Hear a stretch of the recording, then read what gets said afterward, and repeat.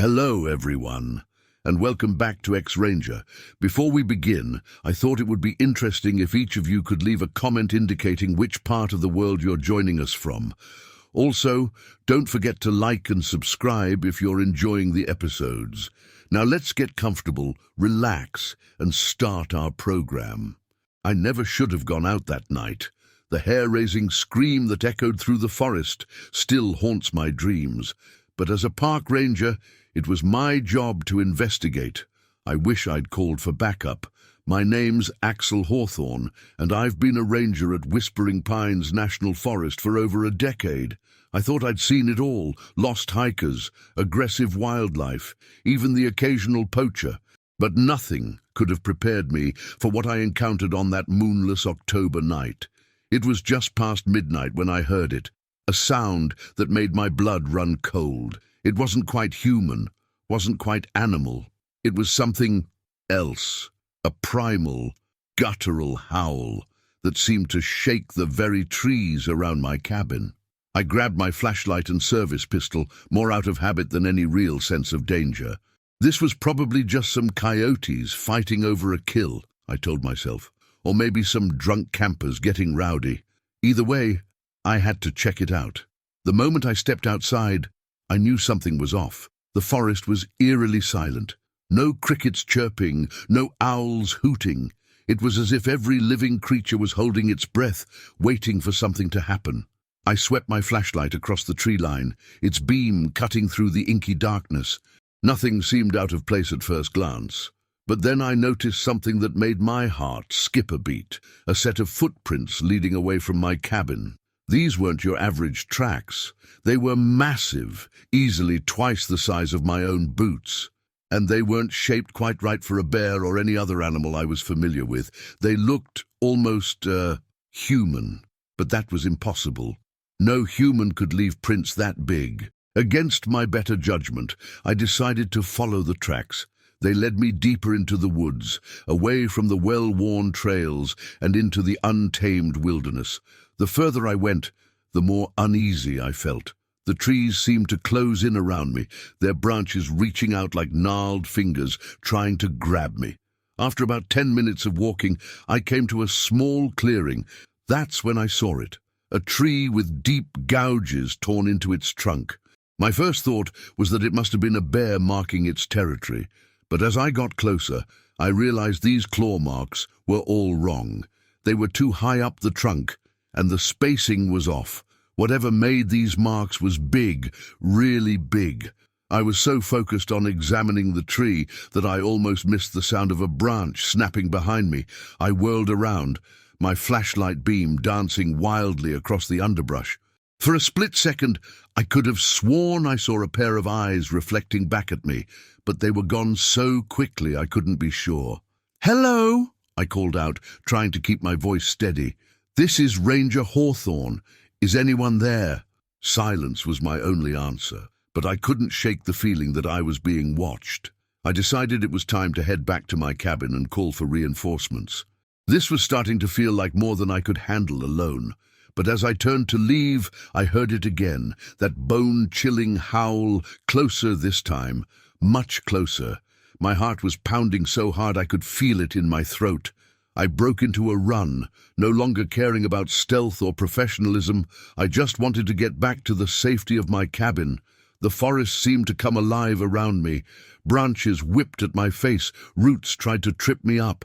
And all the while, I could hear something crashing through the underbrush behind me, gaining ground with every second.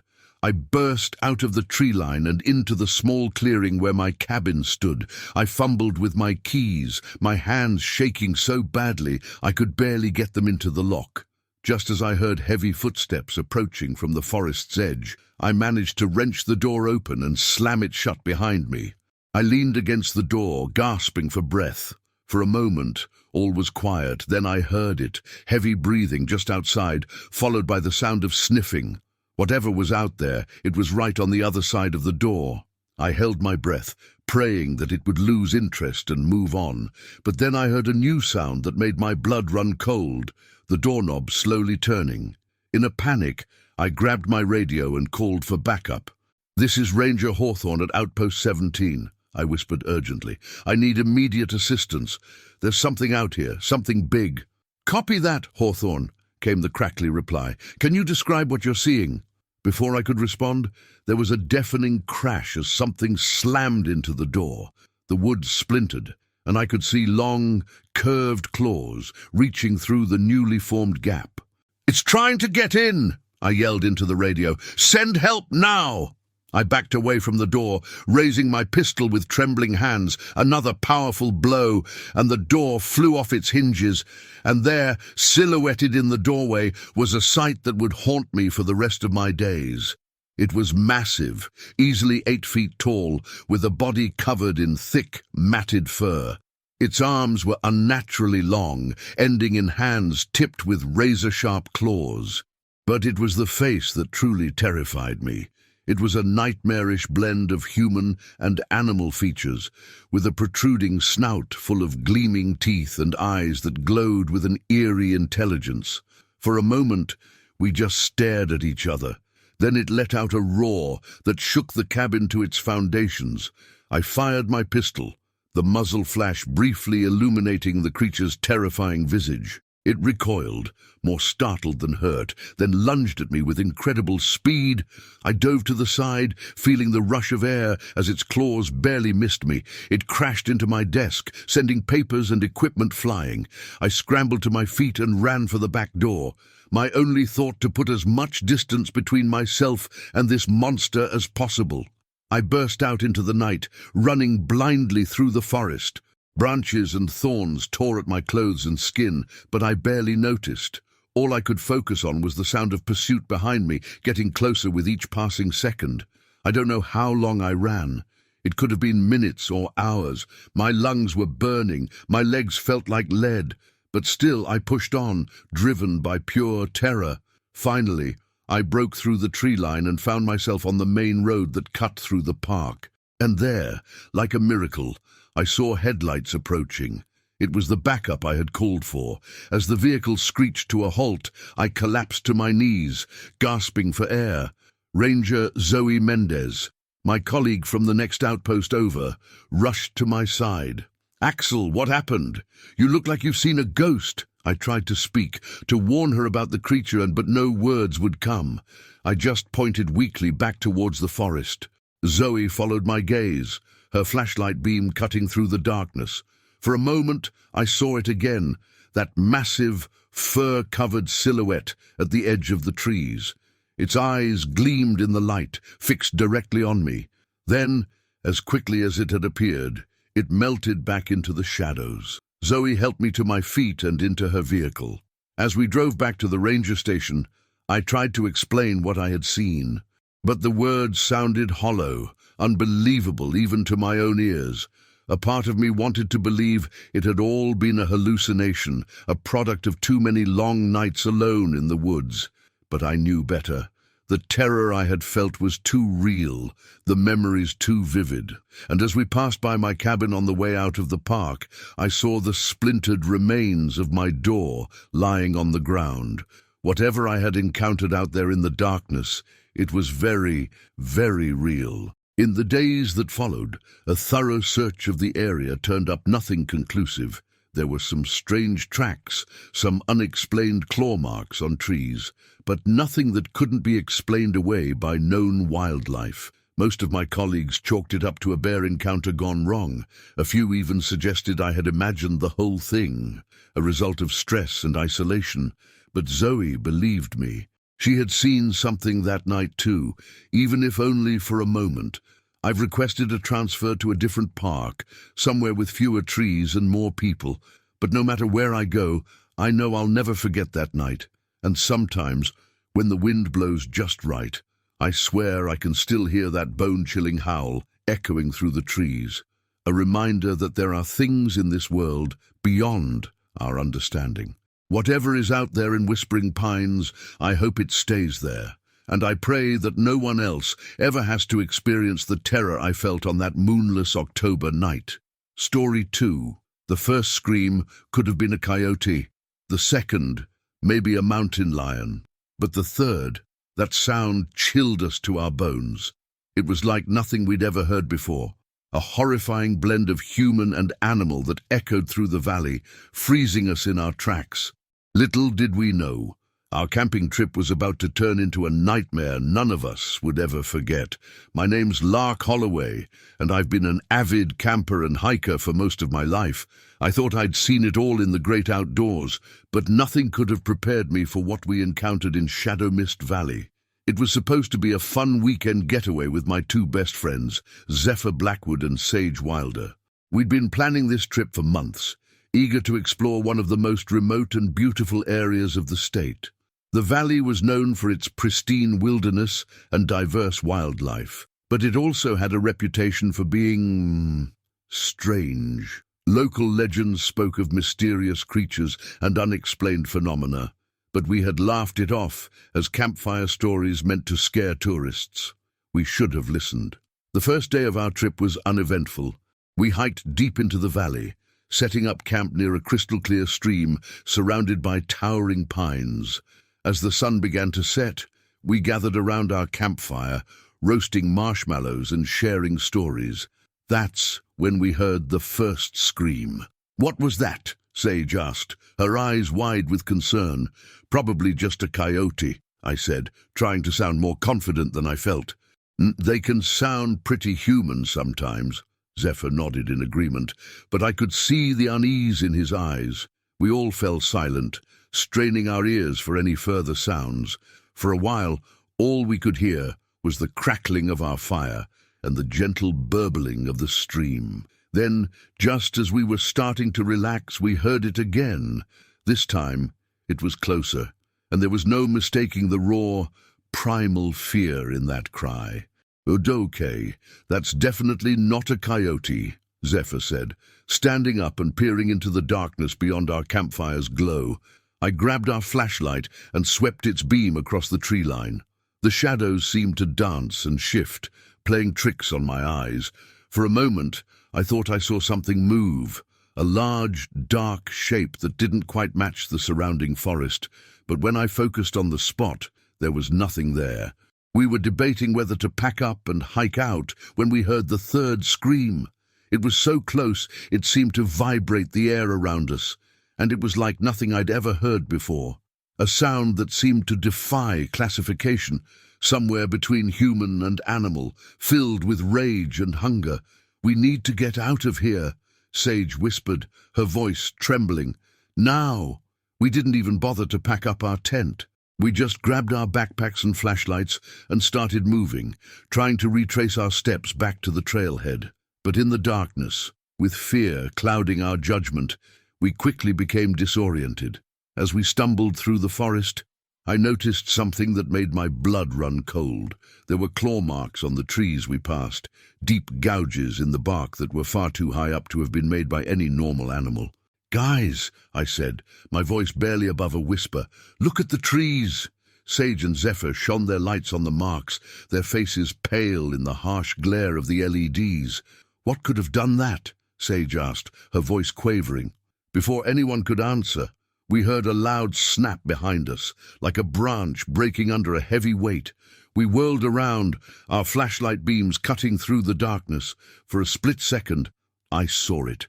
A massive, fur-covered form, easily 7 or 8 feet tall. It was hunched over, with long arms that nearly touched the ground, but it was the eyes that truly terrified me, glowing an eerie yellow-green in the light, filled with an intelligence that seemed almost human. Then it was gone, melting back into the shadows with surprising speed for something so large. "Run!" I yelled, and we took off, crashing through the underbrush with no regard for the trail or our safety. All that mattered was putting distance between us and whatever that thing was. We ran until our lungs burned and our legs felt like jelly. Finally, we stumbled into a small clearing, gasping for breath. As we stood there, trying to get our bearings, we realized with growing horror that we were completely lost. What do we do now?" Sage asked, her voice barely above a whisper. Before I could answer, we heard it, a low, rumbling growl that seemed to come from everywhere at once. Then, from the edge of the clearing, we saw it emerge. The creature was even more terrifying up close. Its body was covered in thick, matted fur, and its hands ended in long, curved claws. But it was the face that truly shocked me. It was a nightmarish blend of human and animal features, with a protruding snout full of sharp teeth and those glowing eyes that seemed to pierce right through me. For a moment, we all stood frozen, locked in a standoff with this impossible being. Then, with a roar that shook the trees around us, it charged. We scattered, each running in a different direction. I could hear Sage and Zephyr crashing through the underbrush, their panicked breaths mixing with the sound of pursuit, but I couldn't focus on them. All I could think about was survival. I ran blindly through the forest, branches whipping at my face and roots threatening to trip me with every step. I could hear the creature behind me, its heavy footfalls getting closer, no matter how fast I pushed myself. Just when I thought my legs would give out, I burst through a thicket and found myself on the edge of a steep ravine. Without thinking, I threw myself down the slope, half running, half sliding through the loose scree. I hit the bottom hard, the impact knocking the wind out of me. As I lay there, gasping for breath, I heard the creature's roar from the top of the ravine. I looked up to see its massive silhouette outlined against the night sky. For a heart-stopping moment, I thought it would follow me down, but instead it turned and loped off into the forest, perhaps in pursuit of easier prey. The thought of Sage and Zephyr still out there filled me with dread, but I was too exhausted and terrified to do anything but lie there, trying to catch my breath. I don't know how long I stayed at the bottom of that ravine. It could have been minutes or hours. Every sound made me flinch, every shadow seemed to hide another monster, but eventually the eastern sky began to lighten, and with the coming dawn, I felt my fear start to recede. As the first rays of sunlight filtered through the trees, I heard voices calling my name. For a moment, I was afraid to respond, worried it might be some trick of the creature, but then I recognized Sage's voice, and relief washed over me. "Oh, I'm here," I called out, my voice hoarse and weak, "down in the ravine." A few minutes later, Sage and Zephyr appeared at the top of the slope. They looked as battered and shell-shocked as I felt, but they were alive. "Lark! Thank God!" Sage cried as they carefully made their way down to me. We thought it got you." As they helped me to my feet, we shared our experiences from the night before. They had similar stories of being chased by the creature, of hearing its bone-chilling howls echo through the forest, but somehow we had all managed to survive the night. With the daylight to guide us, we were able to find our way back to the trailhead. We debated whether to report what we had seen, but who would believe us? A giant, bipedal creature stalking the forests of Shadow Mist Valley. We'd be laughed out of the ranger station. So we made a pact to keep our experience to ourselves, but we also vowed never to return to that valley. Whatever lurks in those woods, it's best left undisturbed. It's been years since that night, but I still wake up sometimes in a cold sweat, the creature's roar echoing in my dreams. I've tried to convince myself that it was just a bear or some other known animal that fear and darkness transformed into something more sinister in our minds. But deep down, I know the truth. There are things in this world that defy explanation, creatures that lurk on the edges of our reality. And sometimes, if you venture too far into the wilderness, you might just encounter one. So if you ever find yourself camping in a remote valley, and you hear a scream that doesn't quite sound human or animal, take my advice. Pack up and get out. Because you never know what might be watching you from the shadows, waiting for the perfect moment to strike. Story 3. I've always believed that a photograph captures more than just light and shadow. It freezes a moment in time, preserving truths that our eyes might miss. But on that fateful expedition into the heart of the Whispering Pines, my camera revealed a truth I wish I'd never seen, a truth that still haunts me to this day.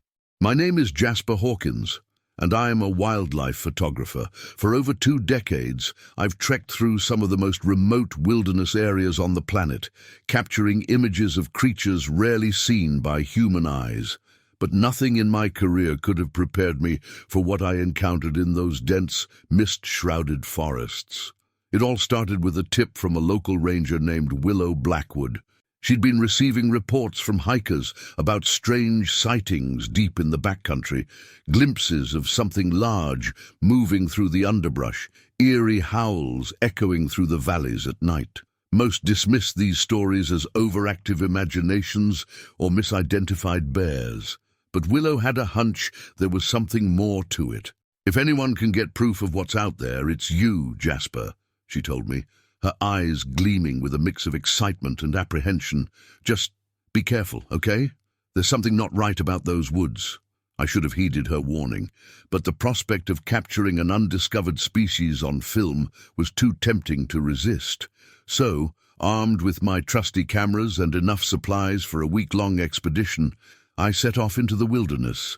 The first few days were uneventful.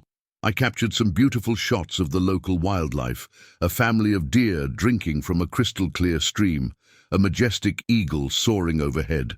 But there was no sign of anything unusual. It was on the fourth night that everything changed. I had set up my blind near a small clearing, hoping to catch some nocturnal activity.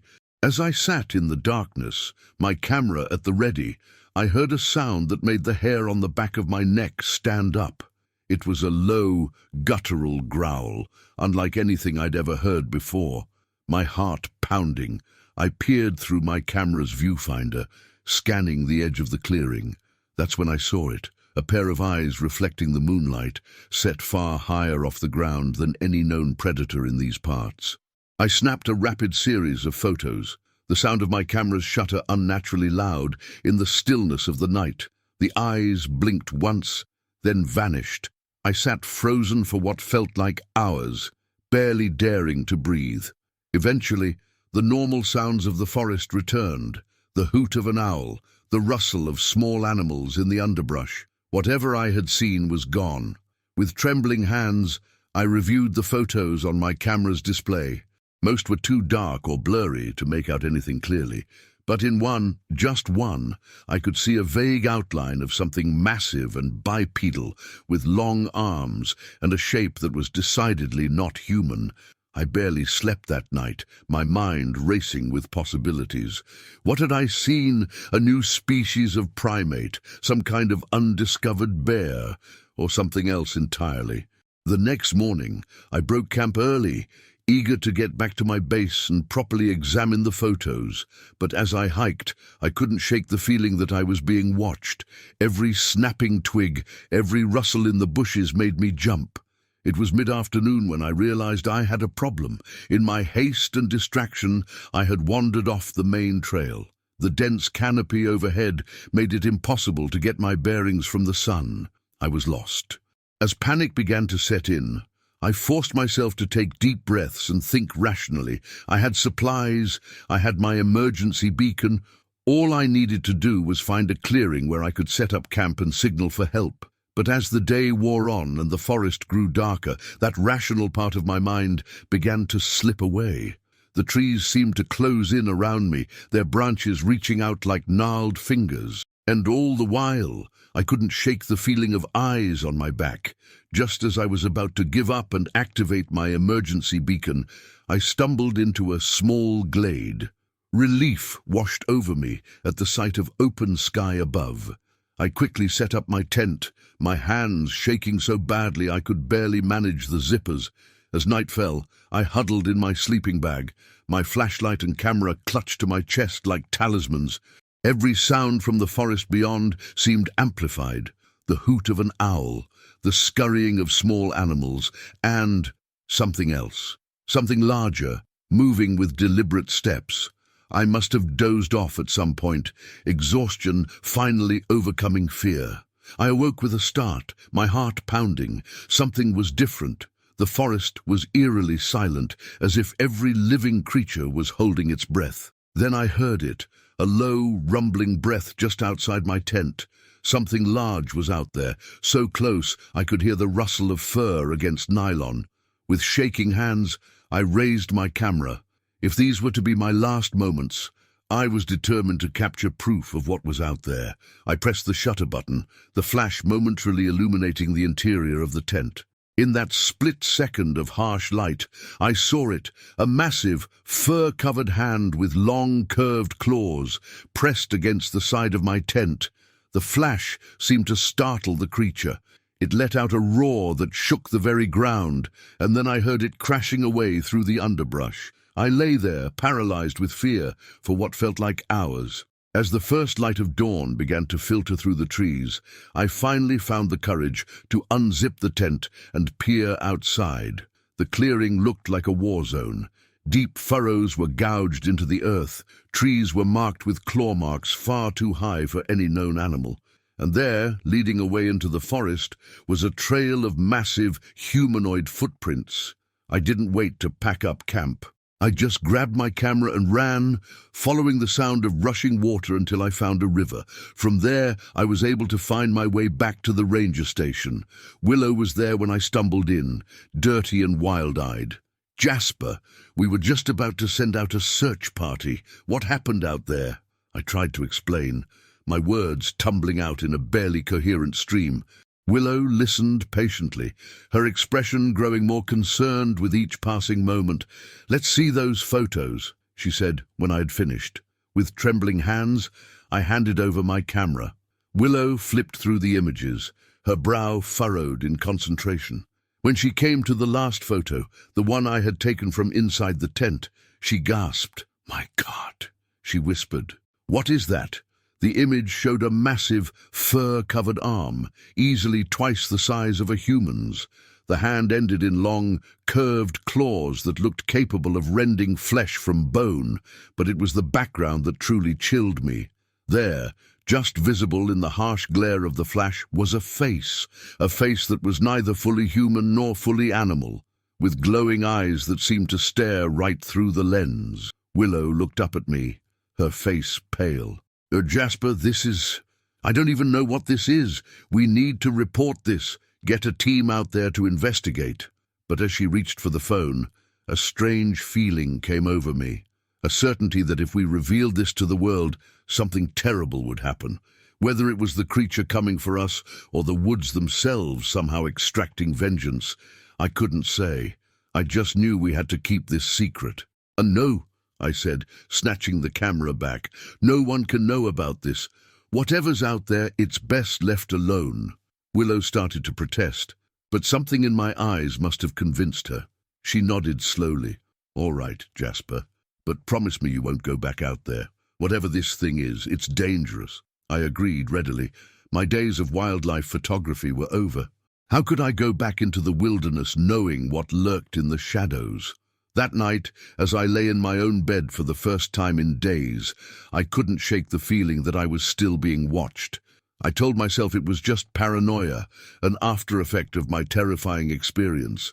But as I drifted off to sleep, I could have sworn I heard a distant, inhuman howl echoing through the night.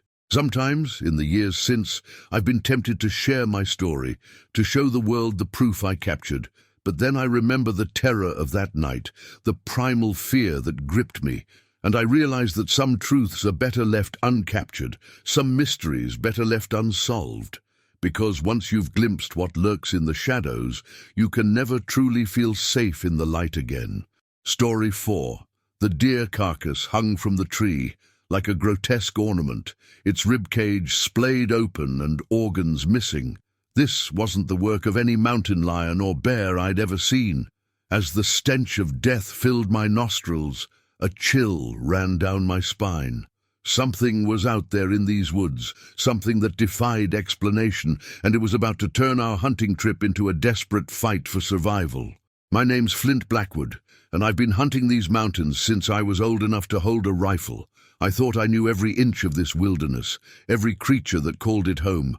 But what we encountered that fateful autumn weekend shook me to my very core.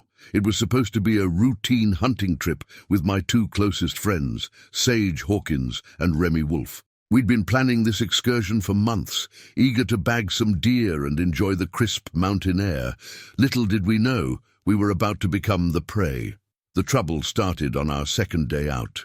We'd set up camp in a secluded valley, miles from the nearest road or trail.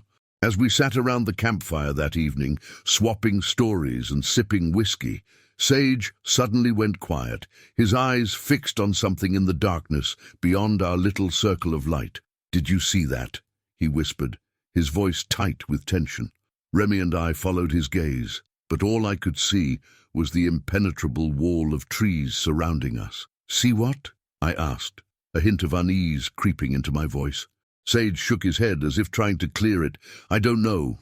It was big, whatever it was, and it was watching us." We laughed it off at the time, chalking it up to too much whiskey and an overactive imagination.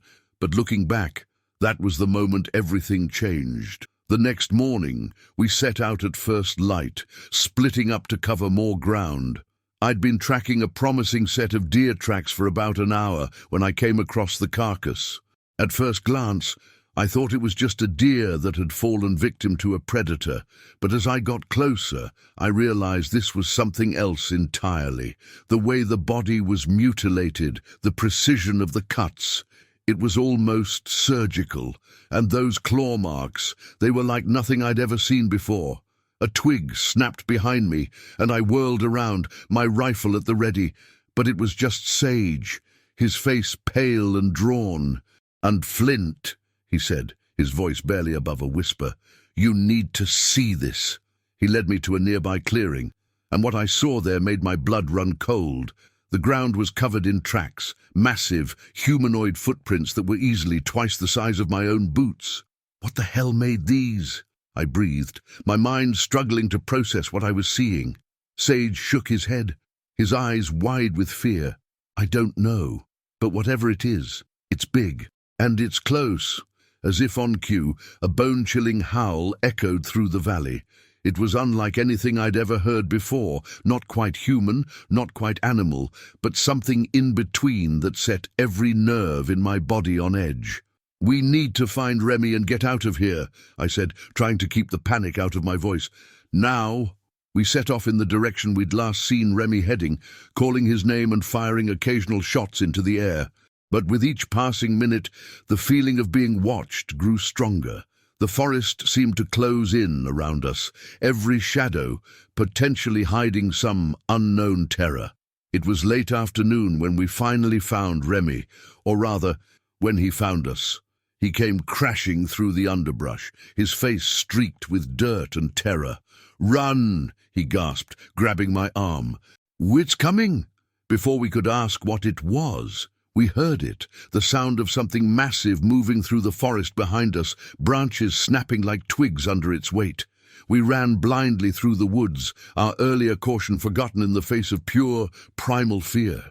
I could hear it behind us, getting closer with each passing second despite our desperate pace. Just when I thought my lungs would burst, we burst out of the tree line and found ourselves at the edge of a steep ravine.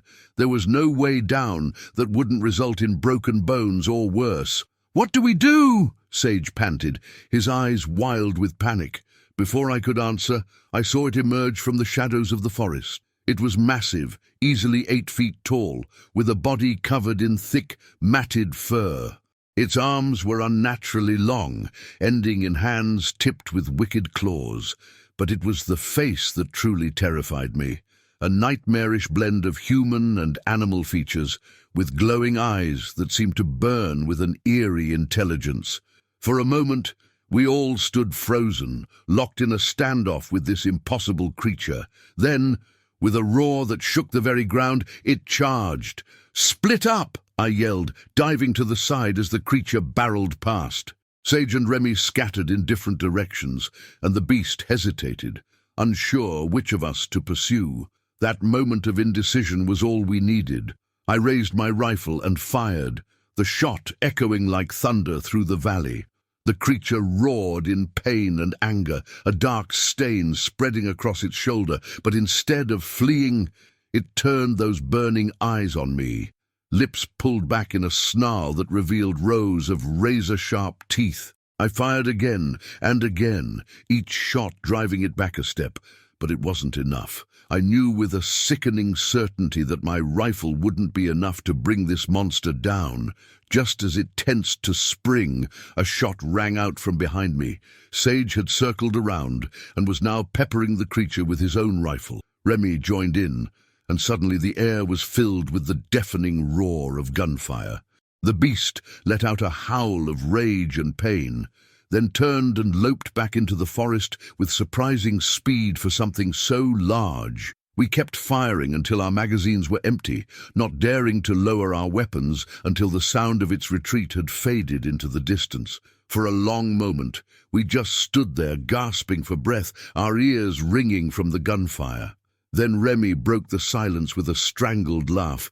What the hell was that thing? I shook my head, still struggling to process what we'd just experienced. I don't know, but we need to get out of here before it comes back. We made our way back to camp in a daze, jumping at every sound and shadow. As we hurriedly packed up our gear, I couldn't shake the feeling that we were still being watched. Those glowing eyes seemed to follow me, peering out from every dark corner of the forest. It was well after midnight when we finally reached our truck, parked at a remote trailhead. As we drove down the winding mountain road, a heavy silence hung over us. What could we possibly say about what we'd seen? Who would believe us? "We can't tell anyone about this," Sage said suddenly, voicing the thought we'd all been having. "They'll think we're crazy." Remy nodded in agreement. "Besides, who knows what would happen if people found out about whatever that was? They'd be up here with guns and cameras, destroying its habitat." I thought about arguing, about insisting we report it to the authorities, but deep down, I knew they were right. Some things were better left undiscovered. In the years since that fateful hunting trip, I've often been tempted to go back, to try and find proof of what we encountered. But every time I consider it, I remember the terror of that moment, the primal fear that gripped me as I stared into those inhuman eyes. Sometimes, late at night, I still hear that bone-chilling howl echoing in my dreams, and I wonder if somewhere out there in the deepest, darkest parts of the wilderness, that creature is still roaming free, waiting, watching, ready to remind us that there are some mysteries in this world that are better left unsolved. So if you ever find yourself in those remote mountains, and you hear something moving in the shadows that doesn't sound quite right, take my advice. Pack up your gear and get out, because you never know what might be hunting you in return. Story 5. The moment we stepped into that cave, I knew we'd made a terrible mistake. The air was thick with an acrid, musky scent that made my stomach churn. But it was the nest that truly terrified me, a massive tangle of branches and bones that spoke of something far larger and more dangerous than any creature I'd ever encountered. As the storm raged outside, trapping us in this nightmare, I realized with growing horror that we weren't alone in the darkness. My name is River Hawthorne, and I've been an avid hiker and rock climber for most of my life. I thought I'd seen everything the wilderness had to offer, but nothing could have prepared me for what we encountered in the depths of Shadow Peak Mountain. It was supposed to be a simple weekend trek with my two best friends, Aspen Blackwood and Sage Wolf. We'd been planning this trip for months, eager to explore one of the most remote and challenging trails in the state. The weather forecast had promised clear skies and mild temperatures, perfect hiking conditions. But nature, as we were about to learn, is nothing if not unpredictable. We were about halfway up the mountain when the storm hit. It came out of nowhere, the sky darkening from blue to angry grey in a matter of minutes. Soon we were battling howling winds and sheets of freezing rain. "We need to find shelter," Aspen yelled over the roar of the wind, her long dark hair whipping around her face. Sage nodded, squinting through the downpour. "I think I saw a cave entrance a little ways back. We could wait out the storm there." It seemed like a good idea at the time. How could we have known we were walking into a nightmare? The cave entrance was narrow, barely visible behind a curtain of rain and mist. We had to squeeze through one at a time, our backpacks scraping against the rough stone walls. As we moved deeper into the cave, the sound of the storm faded, replaced by an eerie silence, broken only by the steady drip of water from the ceiling. "Well, this is cozy," Sage joked, his voice echoing slightly in the confined space. He pulled out his flashlight, the beam cutting through the gloom, to reveal a cavern much larger than we'd expected. That's when we saw the nest. It was massive, easily 10 feet across, a tangled mass of branches, leaves, and other things. Things that gleamed white in the flashlight beam. Bones. What the hell? Aspen breathed, her eyes wide with shock. I moved closer, my curiosity momentarily overriding my growing sense of unease. The bones were a mix of sizes, some clearly belonging to deer or other large animals, but others looked disturbingly human. "Guys," I said, my voice barely above a whisper, "I think we should get out of here." But before anyone could respond, a low, rumbling growl echoed through the cave. It was a sound that sent primal fear shooting through my veins, the sound of a large predator, and it was coming from deeper within the cave. We froze, our eyes locked on the yawning darkness beyond our little circle of light. For a moment, all was silent.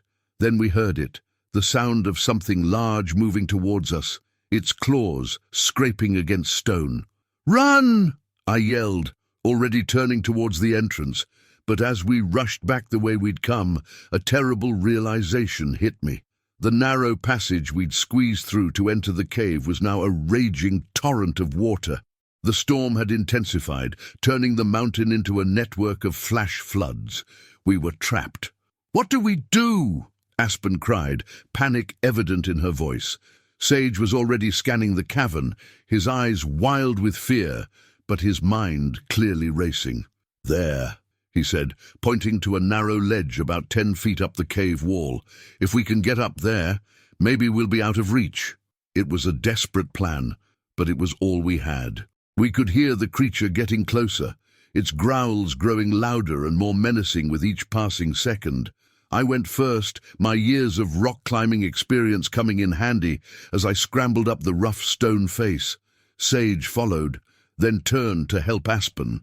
Just as she reached for his hand, we saw it emerge from the darkness. The creature was massive, easily 8 feet tall at the shoulder. Its body was covered in thick, matted fur, and its elongated limbs ended in hands, tipped with wickedly curved claws. But it was the face that truly terrified me, a nightmarish blend of bear and human features, with glowing eyes that burned with an eerie intelligence. It let out a roar that shook the very walls of the cave, lunging towards Aspen with terrifying speed. She screamed, frantically reaching for Sage's outstretched hand. For one heart-stopping moment, I thought the creature would get her, but then Sage gave a mighty heave, and Aspen was scrambling onto the ledge with us, sobbing with terror and relief. The creature slammed into the cave wall below us, its claws scrabbling at the stone as it tried to reach us. We pressed ourselves against the back of the ledge, hardly daring to breathe as those massive claws came within inches of our feet. For hours, we huddled on that narrow ledge, watching in horror as the creature paced below us. It would retreat into the darkness for a while, only to suddenly reappear, lunging and roaring in an attempt to dislodge us from our precarious perch. As the night wore on, exhaustion began to set in. We took turns keeping watch, terrified that we might doze off and fall to our deaths, or worse, into the waiting claws of the monster below. It was during one of these watches, as the first faint light of dawn began to filter through the cave entrance, that I noticed something strange. The creature had retreated again, but this time I could hear something else, a higher-pitched keening sound, almost like, "Oh my God," I whispered, realization dawning, "it has cubs." Aspen and Sage looked at me in horror as the implications sank in. We hadn't just stumbled into some random cave. We had invaded this creature's den, coming between a mother and her young.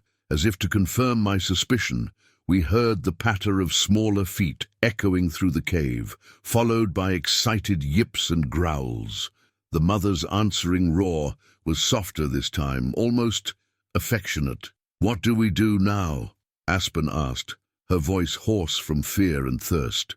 I looked towards the cave entrance. The storm had passed, and I could see sunlight glinting off the wet rocks outside.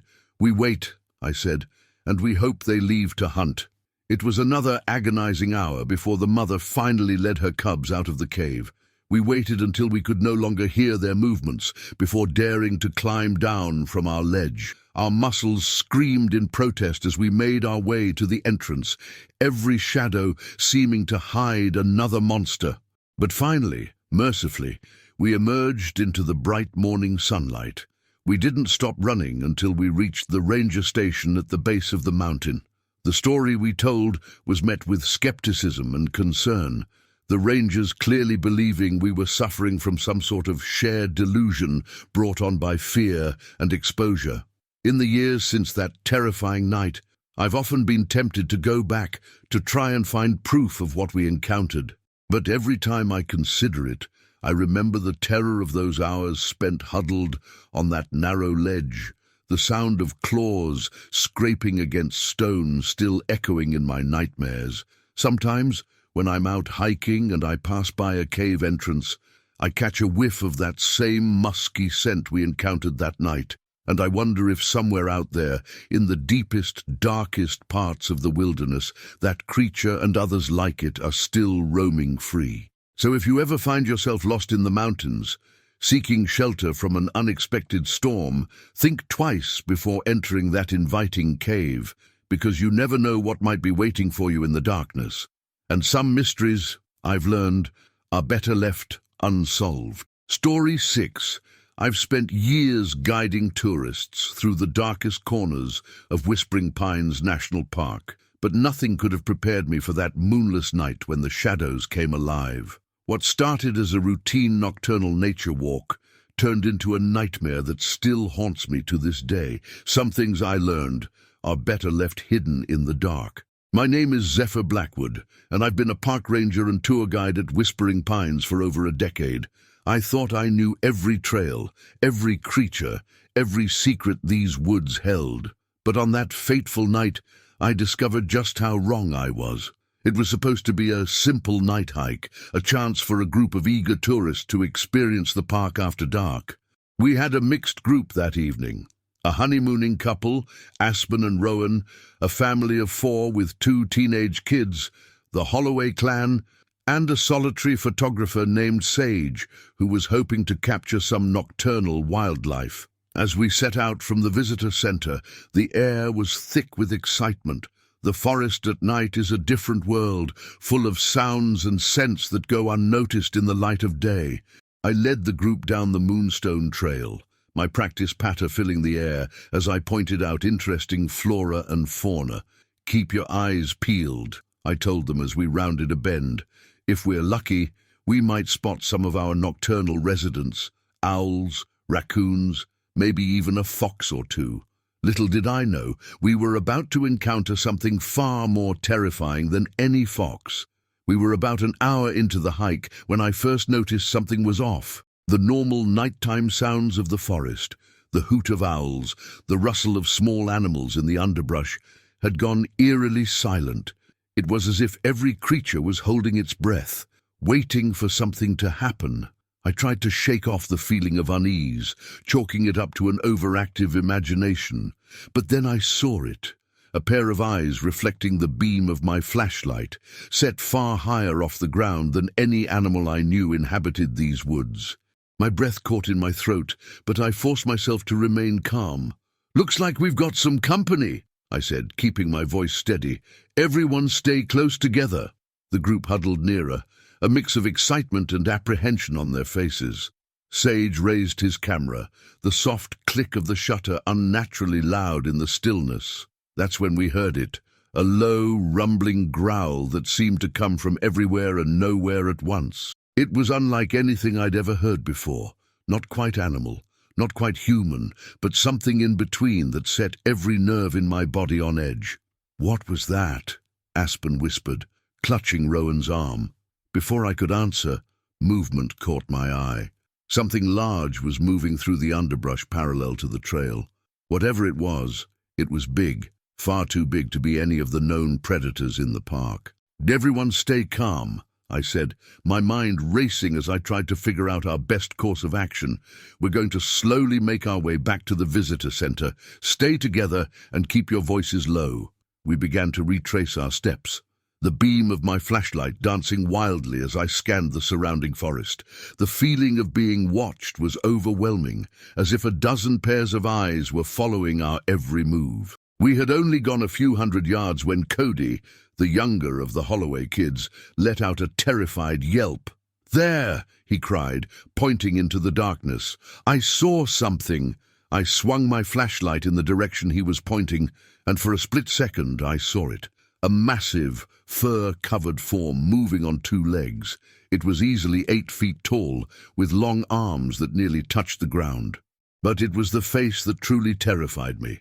A nightmarish blend of human and animal features, with eyes that seemed to glow with an eerie intelligence. Then, as quickly as it had appeared, it was gone, melting back into the shadows with surprising speed for something so large.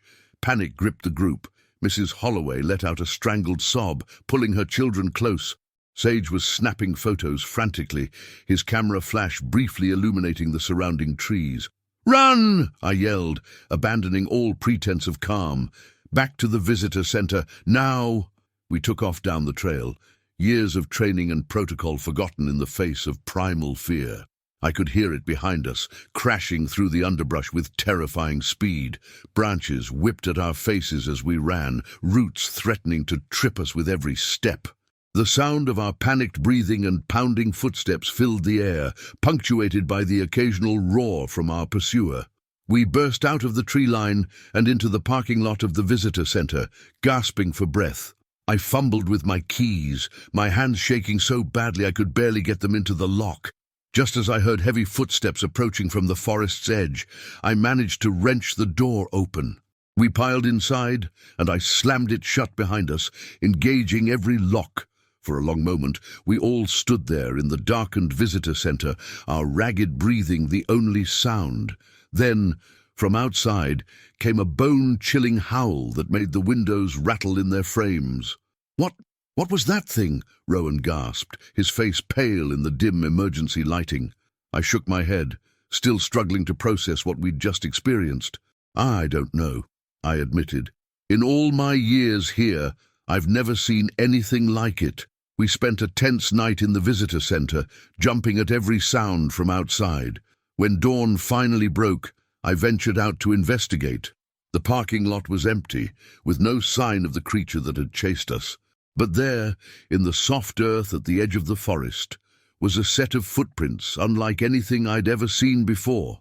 Massive, humanoid prints that spoke of something far larger and more dangerous than any known animal in these parts. In the days that followed, a thorough search of the area turned up nothing conclusive.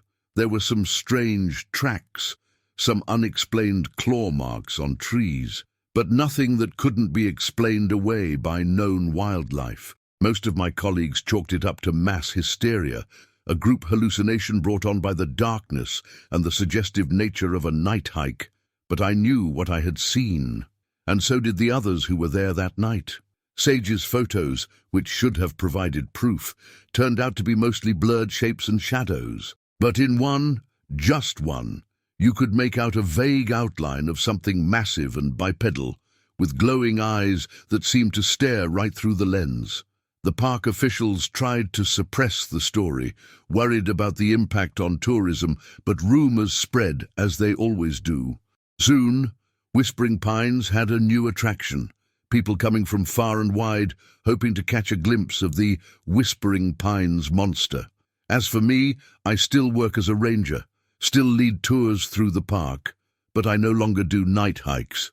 And when visitors ask me about the creature, I give them the official line about it being nothing more than a local legend. But sometimes, late at night when the moon is hidden and the forest falls eerily silent, I find myself staring out into the darkness, and I wonder if somewhere out there in the depths of the woods, that creature is still roaming free, waiting, watching. So if you ever find yourself in Whispering Pines after dark, and you see a pair of glowing eyes watching you from the shadows, take my advice. Don't stick around to investigate. Because some things are better left unseen, some mysteries better left unsolved. And in the darkest corners of the wilderness, there are monsters that defy explanation, monsters that are all too real. Story 7. The first splash could have been a fish.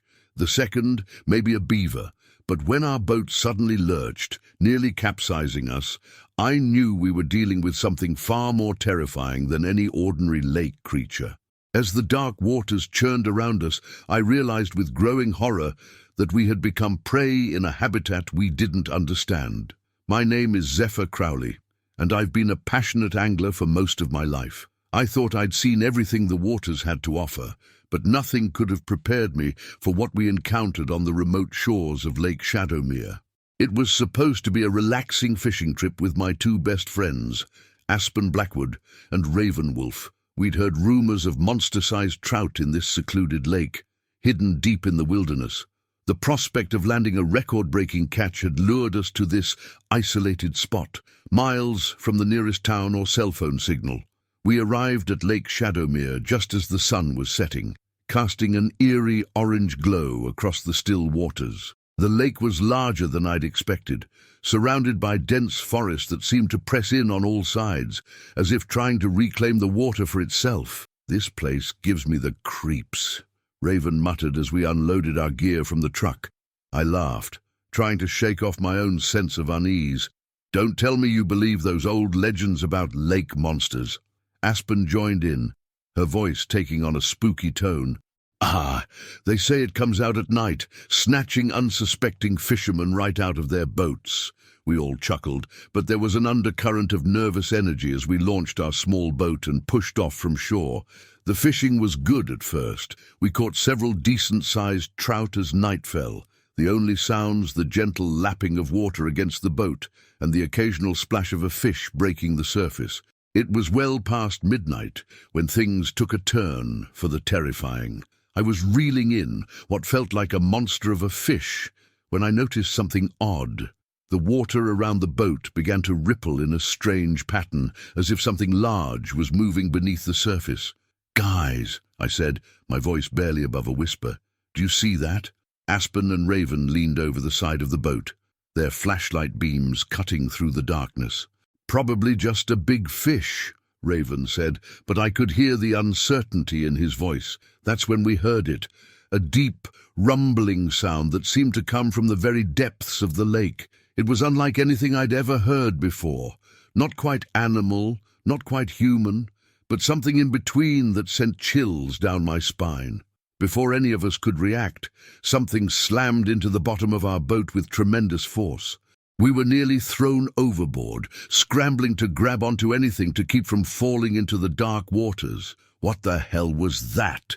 Aspen cried, her eyes wide with fear. I opened my mouth to respond, but my words were cut short by another violent impact. This time, I saw it, a massive dark shape moving just beneath the surface. It was far too big to be any fish I'd ever encountered. "We need to get back to shore," I said, trying to keep my voice calm despite the panic rising in my chest. "Now!" Raven didn't need to be told twice. He started the motor, the sudden noise seeming impossibly loud in the still night air. As we began to move, I felt a sense of relief wash over me. Whatever was out there, we'd soon be safely back on land. But our relief was short-lived. Halfway back to shore, the motor suddenly sputtered and died. Raven swore, frantically trying to restart it. "It's not working," he yelled, panic evident in his voice. That's when I saw it. A pair of eyes reflecting the beam of our flashlight, just breaking the surface of the water. They were huge, easily the size of dinner plates, and filled with an intelligence that seemed decidedly unfish-like. "Oh my God," Aspen whispered, her voice trembling. The eyes blinked once, then vanished beneath the surface.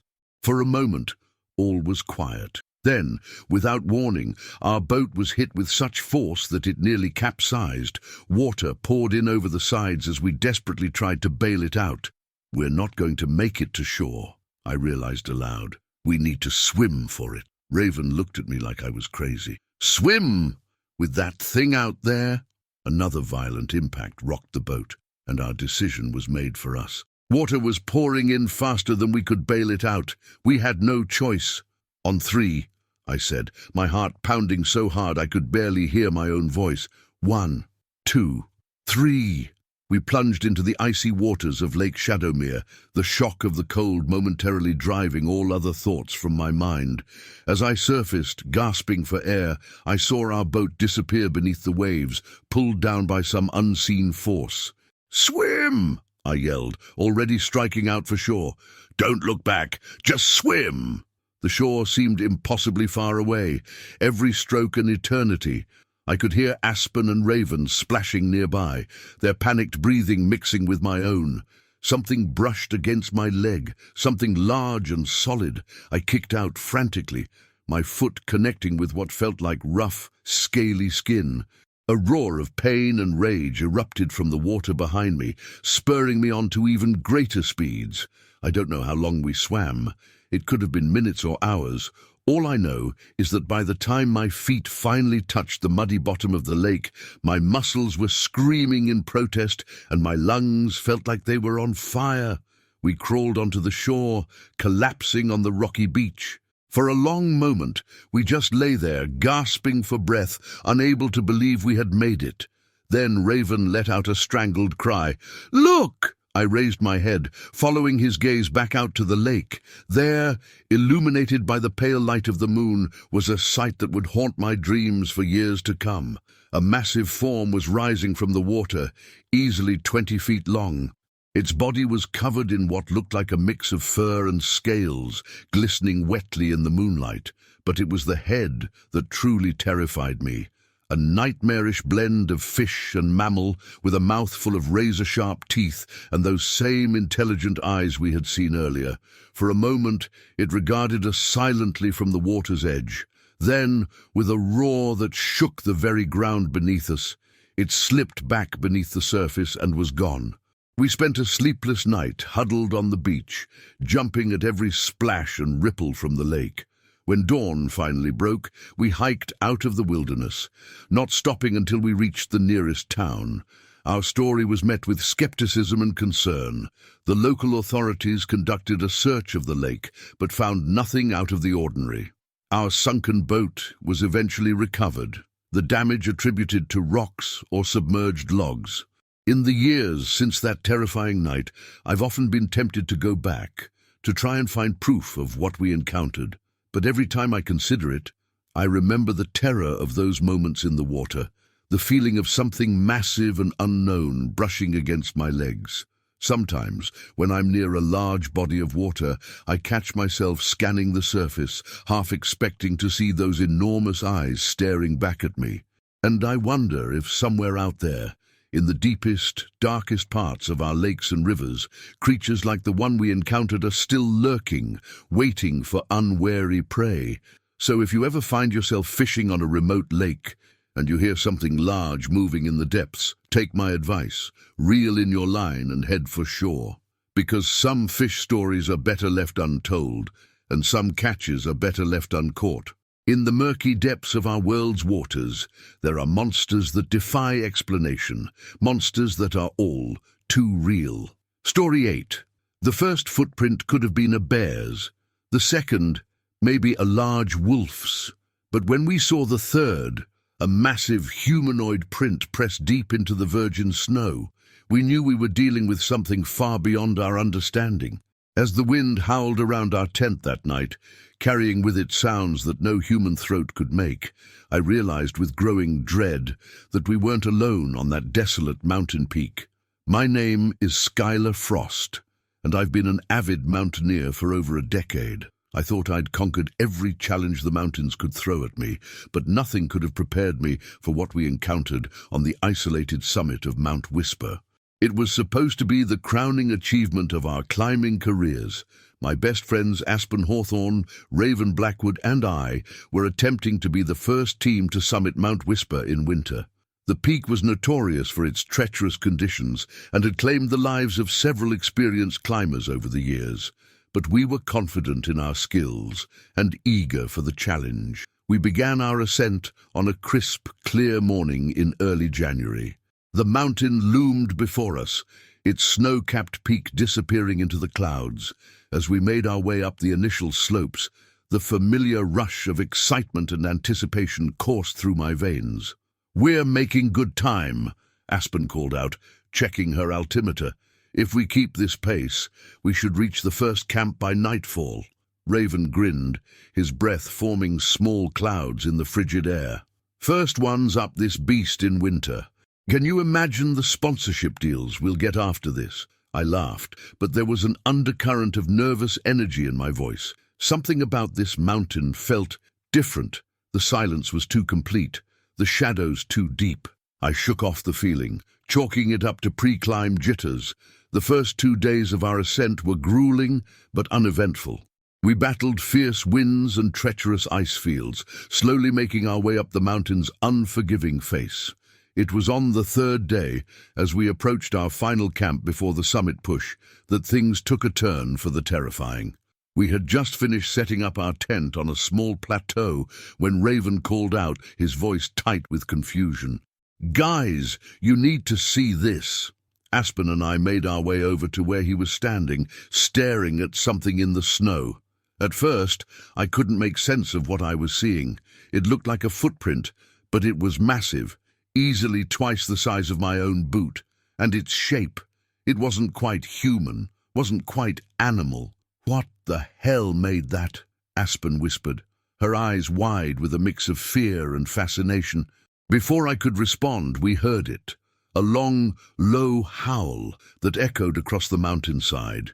It was unlike anything I'd ever heard before, not quite wolf, not quite human, but something in between that sent chills down my spine. "It's probably just the wind," I said, trying to keep my voice steady, but even as the words left my mouth, I knew they weren't true. That sound had been too intentional. We retreated to our tent as night fell, the atmosphere tense with unspoken fear. As we huddled in our sleeping bags, the wind outside grew fiercer, howling around our small shelter. But mixed in with the wind were other sounds, heavy footsteps crunching in the snow, low grunts and growls that seemed to come from just outside the thin fabric of our tent. "Something's out there," Raven whispered, his face pale in the dim light of our lantern. I was about to respond when a massive shadow fell across our tent. Something large was moving outside, its outline visible through the nylon. We held our breath, hardly daring to move as the creature circled our shelter. Suddenly, there was a sound of sniffing, loud and close, as if the thing was pressing its nose right up against the tent wall. Aspen let out a small whimper of fear, quickly muffled by her own hand. For what felt like hours, we sat in terrified silence as the creature investigated our camp. We could hear it moving around, occasionally letting out low, rumbling growls that vibrated through the ground beneath us. Just when I thought my heart might burst from the tension, the sounds began to move away. The footsteps grew fainter, the growls more distant, until finally all we could hear was the howling of the wind. None of us slept that night. We sat huddled together, jumping at every sound, our minds racing with possibilities of what could be out there in the darkness. When dawn finally broke, we cautiously emerged from our tent. The sight that greeted us made my blood run cold. Our camp was surrounded by massive humanoid footprints, the same as the one we'd seen the day before. Some of our equipment had been scattered about, and there were long, deep claw marks gouged into the ice nearby. "We need to get off this mountain," Aspen said, her voice shaking. Now, for once, I didn't argue. Whatever was out there, it was clear we were in over our heads. We quickly packed up our essential gear, leaving behind anything we could spare to lighten our load for a rapid descent. As we began our retreat down the mountain, the weather took a turn for the worse. Snow began to fall thick and fast, reducing visibility to mere feet in front of us. The wind picked up, howling around us with renewed fury. We had been descending for maybe an hour when Raven suddenly stopped short. "Did you hear that?" he asked, his voice barely audible over the wind. I strained my ears, and then I heard it too. A sound that made my heart skip a beat. Footsteps, heavy footsteps crunching through the snow, coming towards us fast. "Run!" I yelled, abandoning all pretense of calm. We took off down the slope. our crampons biting into the ice as we desperately tried to put distance between us and whatever was pursuing us. The footsteps behind us grew louder, faster, accompanied now by that same bone-chilling howl we'd heard the night before. In our panic, we lost the trail. We were sliding down an unknown face of the mountain, every step risking a fall into some unseen crevasse. But the fear of what was behind us drove us on, heedless of the danger. Suddenly, the ground disappeared from beneath my feet. I had just enough time to register that we'd run straight off a small cliff before I was falling, tumbling through the air. I hit the slope below hard, the impact driving the air from my lungs. I rolled uncontrollably, finally coming to a stop in a deep snowbank. For a moment, I just lay there, dazed and gasping for breath. Then I heard Aspen's voice, frantic and nearby. "Skylar, Raven, are you okay?" I managed to pull myself up, relieved to see both Aspen and Raven nearby, battered but alive. We had fallen into a small, bowl-shaped depression, surrounded on all sides by steep, icy slopes. That's when we saw it. Standing at the top of the cliff we'd just fallen from was a figure that defied explanation. It was massive, easily 8 feet tall, covered in thick, matted fur. Its arms were unnaturally long, ending in hands tipped with vicious claws. But it was the face that truly terrified me, a nightmarish blend of human and animal features, with eyes that glowed with an eerie intelligence. For a long moment, the creature regarded us silently, its breath forming clouds in the frigid air. Then, to our utter astonishment, it turned and loped away, disappearing into the swirling snow. We were rescued the next day by a search and rescue team, alerted by our emergency beacon. Our story was met with skepticism and concern, the authorities attributing our experience to altitude sickness and the harsh conditions. But I know what we saw. In the years since that terrifying encounter on Mount Whisper, I've often found myself staring up at snow-capped peaks, wondering what secrets they might be hiding. And I've come to believe that there are things in this world that defy explanation. Creatures that exist in the liminal spaces between what we know and what we fear. So if you ever find yourself on a remote mountain peak and you hear something moving in the darkness that doesn't sound quite right, take my advice. Don't investigate, because some mysteries are better left unsolved and some peaks are better left unconquered. In the harshest, most isolated corners of our world, there are monsters that defy explanation, monsters that are all too real. Story 9. The first missing sheep could have been a wolf. The second, maybe a mountain lion. But when I found the third carcass, torn apart with surgical precision, I knew we were dealing with something far more terrifying than any natural predator. As I followed the trail of carnage into the dense forest, I realized with growing dread that I was no longer the hunter, but the hunted. My name is Colt Hawthorne, and I've been a shepherd in these mountains for over 2 decades. I thought I knew every threat my flock could face, but nothing could have prepared me for the horror that stalked the shadows of whispering pines. It all started on a crisp autumn morning. I was doing my usual rounds, checking on the flock that grazed the high mountain meadows. The mist was just beginning to lift, revealing the breathtaking vista of peaks and valleys that I'd called home for so long. As I crested a small rise, I immediately sensed something was wrong. The sheep were huddled together, bleating nervously. A quick count confirmed my fears. We were 1 short. "Damn wolves," I muttered, reaching for my rifle. We'd had problems with predators before, but it had been years since I'd lost a sheep. I spent the rest of the day searching, but found no trace of the missing animal. The next morning, another sheep was gone. This time, I found signs of a struggle. Tufts of wool caught on brambles, and strange, heavy footprints in the soft earth. They were like nothing I'd ever seen before, too big for a wolf, and shaped all wrong for a bear. I called my old friend, Ranger Zephyr Blackwood, for help. "I've never seen tracks like these, Zeph," I told him, unease creeping into my voice. "Something's out there, something big." Zephyr arrived that afternoon, his weathered face creased with concern as he examined the tracks. "I don't like this, Colt," he said, shaking his head. These aren't from any animal I know. We should call in some experts." But before we could do anything, night fell, bringing with it a thick, unnatural fog that seemed to swallow all sound and light. The sheep were restless, huddling close to my cabin as if seeking protection. That's when we heard it, a low, rumbling growl that seemed to come from everywhere and nowhere at once. It was unlike anything I'd ever heard before. Not quite animal, not quite human, but something in between that sent chills down my spine. "What the hell was that?" Zephyr whispered, his hand instinctively moving to his sidearm. Before I could respond, a blood-curdling shriek cut through the night. It was coming from the direction of the flock. We ran towards the sound, our flashlight beams cutting through the fog. The scene that greeted us was one of carnage.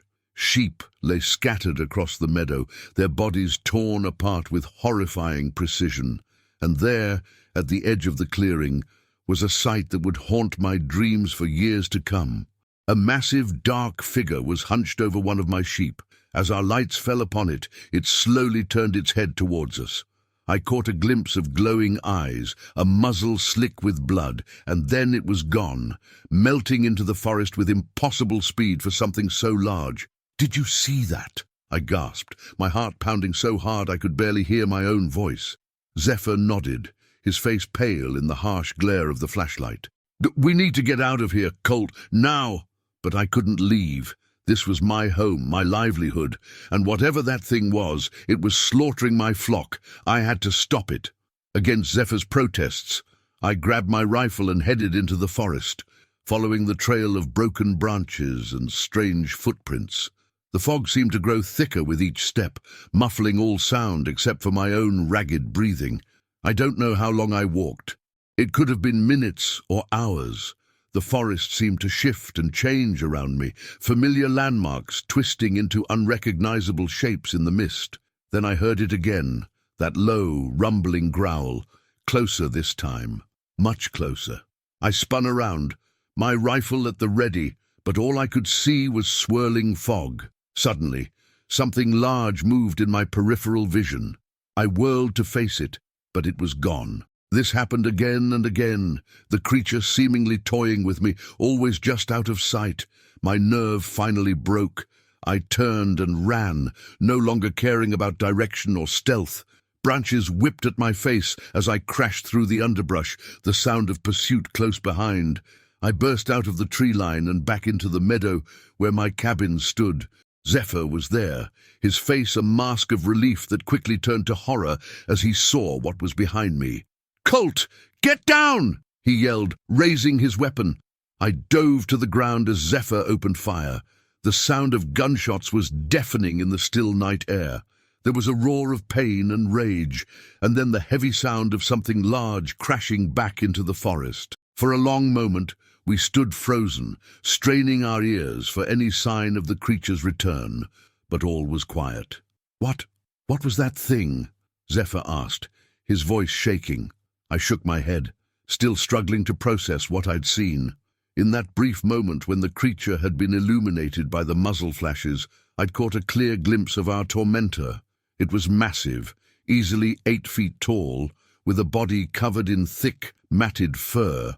Its arms were unnaturally long, ending in hands tipped with vicious claws, but it was the face that truly terrified me, a nightmarish blend of human and animal features, with eyes that burned with an eerie intelligence. "I don't know," I said finally, "but we need help." We spent a sleepless night in my cabin, jumping at every sound from outside. When dawn finally broke, we hiked out to the nearest town to report what had happened. Our story was met with skepticism and concern. The local authorities conducted a search of the area, but found nothing conclusive. There were some strange tracks, some unexplained claw marks on trees, but nothing that couldn't be explained away by known wildlife. Most people chalked it up to a bear or mountain lion attack, maybe exaggerated by fear and the poor visibility that night. But Zephyr and I knew what we had seen. It was no bear that had stalked me through those misty woods. In the weeks that followed, more livestock went missing from neighboring farms. Strange howls echoed through the valleys at night. The locals began to whisper about the Whispering Pines monster. As for me, I couldn't bring myself to return to my cabin. The memory of those glowing eyes, that blood-slicked muzzle, was too vivid. I moved down to the valley, taking a job at the local general store. But sometimes, on clear nights when the moon is full, I find myself staring up at the mountains, and I wonder if somewhere up there, in the deepest, darkest parts of the forest, that creature is still roaming free, waiting, watching. So if you ever find yourself in Whispering Pines, and you hear something moving in the shadows that doesn't sound quite right, take my advice. Don't investigate, because some mysteries are better left unsolved, and some predators are better left unhunted. In the wild places of our world, there are monsters that defy explanation, monsters that are all too real, and who knows? Maybe someday, when the memory of that terrifying night has faded a bit more, I'll find the courage to return to my mountain home. But for now, I'm content to let the valleys of Whispering Pines keep their secrets. After all, some things are better left in the shadows, where they belong. Story 10. I've always believed that the sky held secrets, but nothing could have prepared me for what we saw that day. As our paramotors hummed above the treetops, a massive figure burst from the canopy below, running with impossible speed and agility. In that moment, I realized that some mysteries are better left unsolved, and some creatures are never meant to be seen by human eyes. My name is Sky Hawthorne, and I've been a paramotor enthusiast for the better part of a decade. There's nothing quite like the freedom of soaring through the air, powered by nothing more than a small motor and a parachute. But on that fateful autumn day, the skies above Whispering Pines Forest became a window to a nightmare I'll never forget. It was supposed to be a routine flight with my best friend and fellow pilot, Zephyr Blackwood. We'd been planning this trip for weeks, eager to capture some aerial footage of the forest's stunning fall colors. The weather was perfect, clear skies, light winds, and visibility for miles. As we prepped our gear at the small airfield on the outskirts of town, I couldn't shake a feeling of unease. Maybe it was the way the morning mist clung to the trees longer than usual, or how the birds seemed unusually quiet, but I brushed it off, chalking it up to pre-flight jitters. "Ready to make history, Sky?" Zephyr grinned as he strapped on his helmet. "First aerial survey of Whispering Pines in fall. We're gonna get some killer footage." I nodded, forcing a smile. "Let's do this." We took off just as the sun was cresting the horizon, the cool morning air rushing past as we climbed. Below us, the forest stretched out like a patchwork quilt of reds, oranges, and golds. It was breathtaking. For the first hour, everything was perfect. We glided over the treetops, our cameras capturing stunning vistas of untouched wilderness, but as we approached the heart of the forest, something changed. The air seemed to grow thicker, heavier somehow. Our motors struggled, sputtering occasionally as if fighting against some unseen force. "Sky, you feeling this?" Zephyr's voice crackled over our radio. "Something's not right." Before I could respond, a movement below caught my eye. At first, I thought it was just a shadow, a trick of the light filtering through the leaves, but then I saw it again. Something large, moving with startling speed through the forest canopy. "Zeph, 3 o'clock, in the trees," I said, my voice tight with tension. "You see that?" I watched as Zephyr banked slightly, trying to get a better view. Suddenly, his paramotor jerked violently, as if hit by a massive updraft. "What the hell?" he yelled, fighting to regain control. That's when it happened. With a sound like thunder, a section of the forest canopy exploded upwards, and there, bursting through the trees, was a sight that defied all logic and reason. It was massive, easily 8 feet tall, covered in thick, matted fur, but it wasn't a bear or any other animal I recognized. It ran on 2 legs with a fluid grace that seemed impossible for its size. As it cleared the treetops, I caught a glimpse of its face, a nightmarish blend of human and animal features, with eyes that gleamed with an eerie intelligence. For a split second, those eyes locked with mine. In that moment, I felt a primal fear unlike anything I'd ever experienced. This wasn't just an undiscovered animal. This was something else entirely, something that shouldn't exist in our world. The creature let out a roar that seemed to shake the very air around us.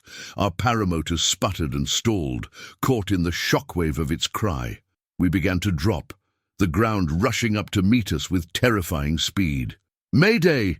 Mayday!" I screamed into my radio, desperately trying to restart my engine. "We're going down!" The next few moments were a blur of panic and adrenaline. I managed to partially inflate my wing, slowing our descent enough to crash land in a small clearing. The impact was jarring, knocking the wind out of me and sending my gear scattering across the forest floor. As I lay there, gasping for breath, I heard Zephyr's voice calling out from nearby. "Sky! Sky! Are you okay?"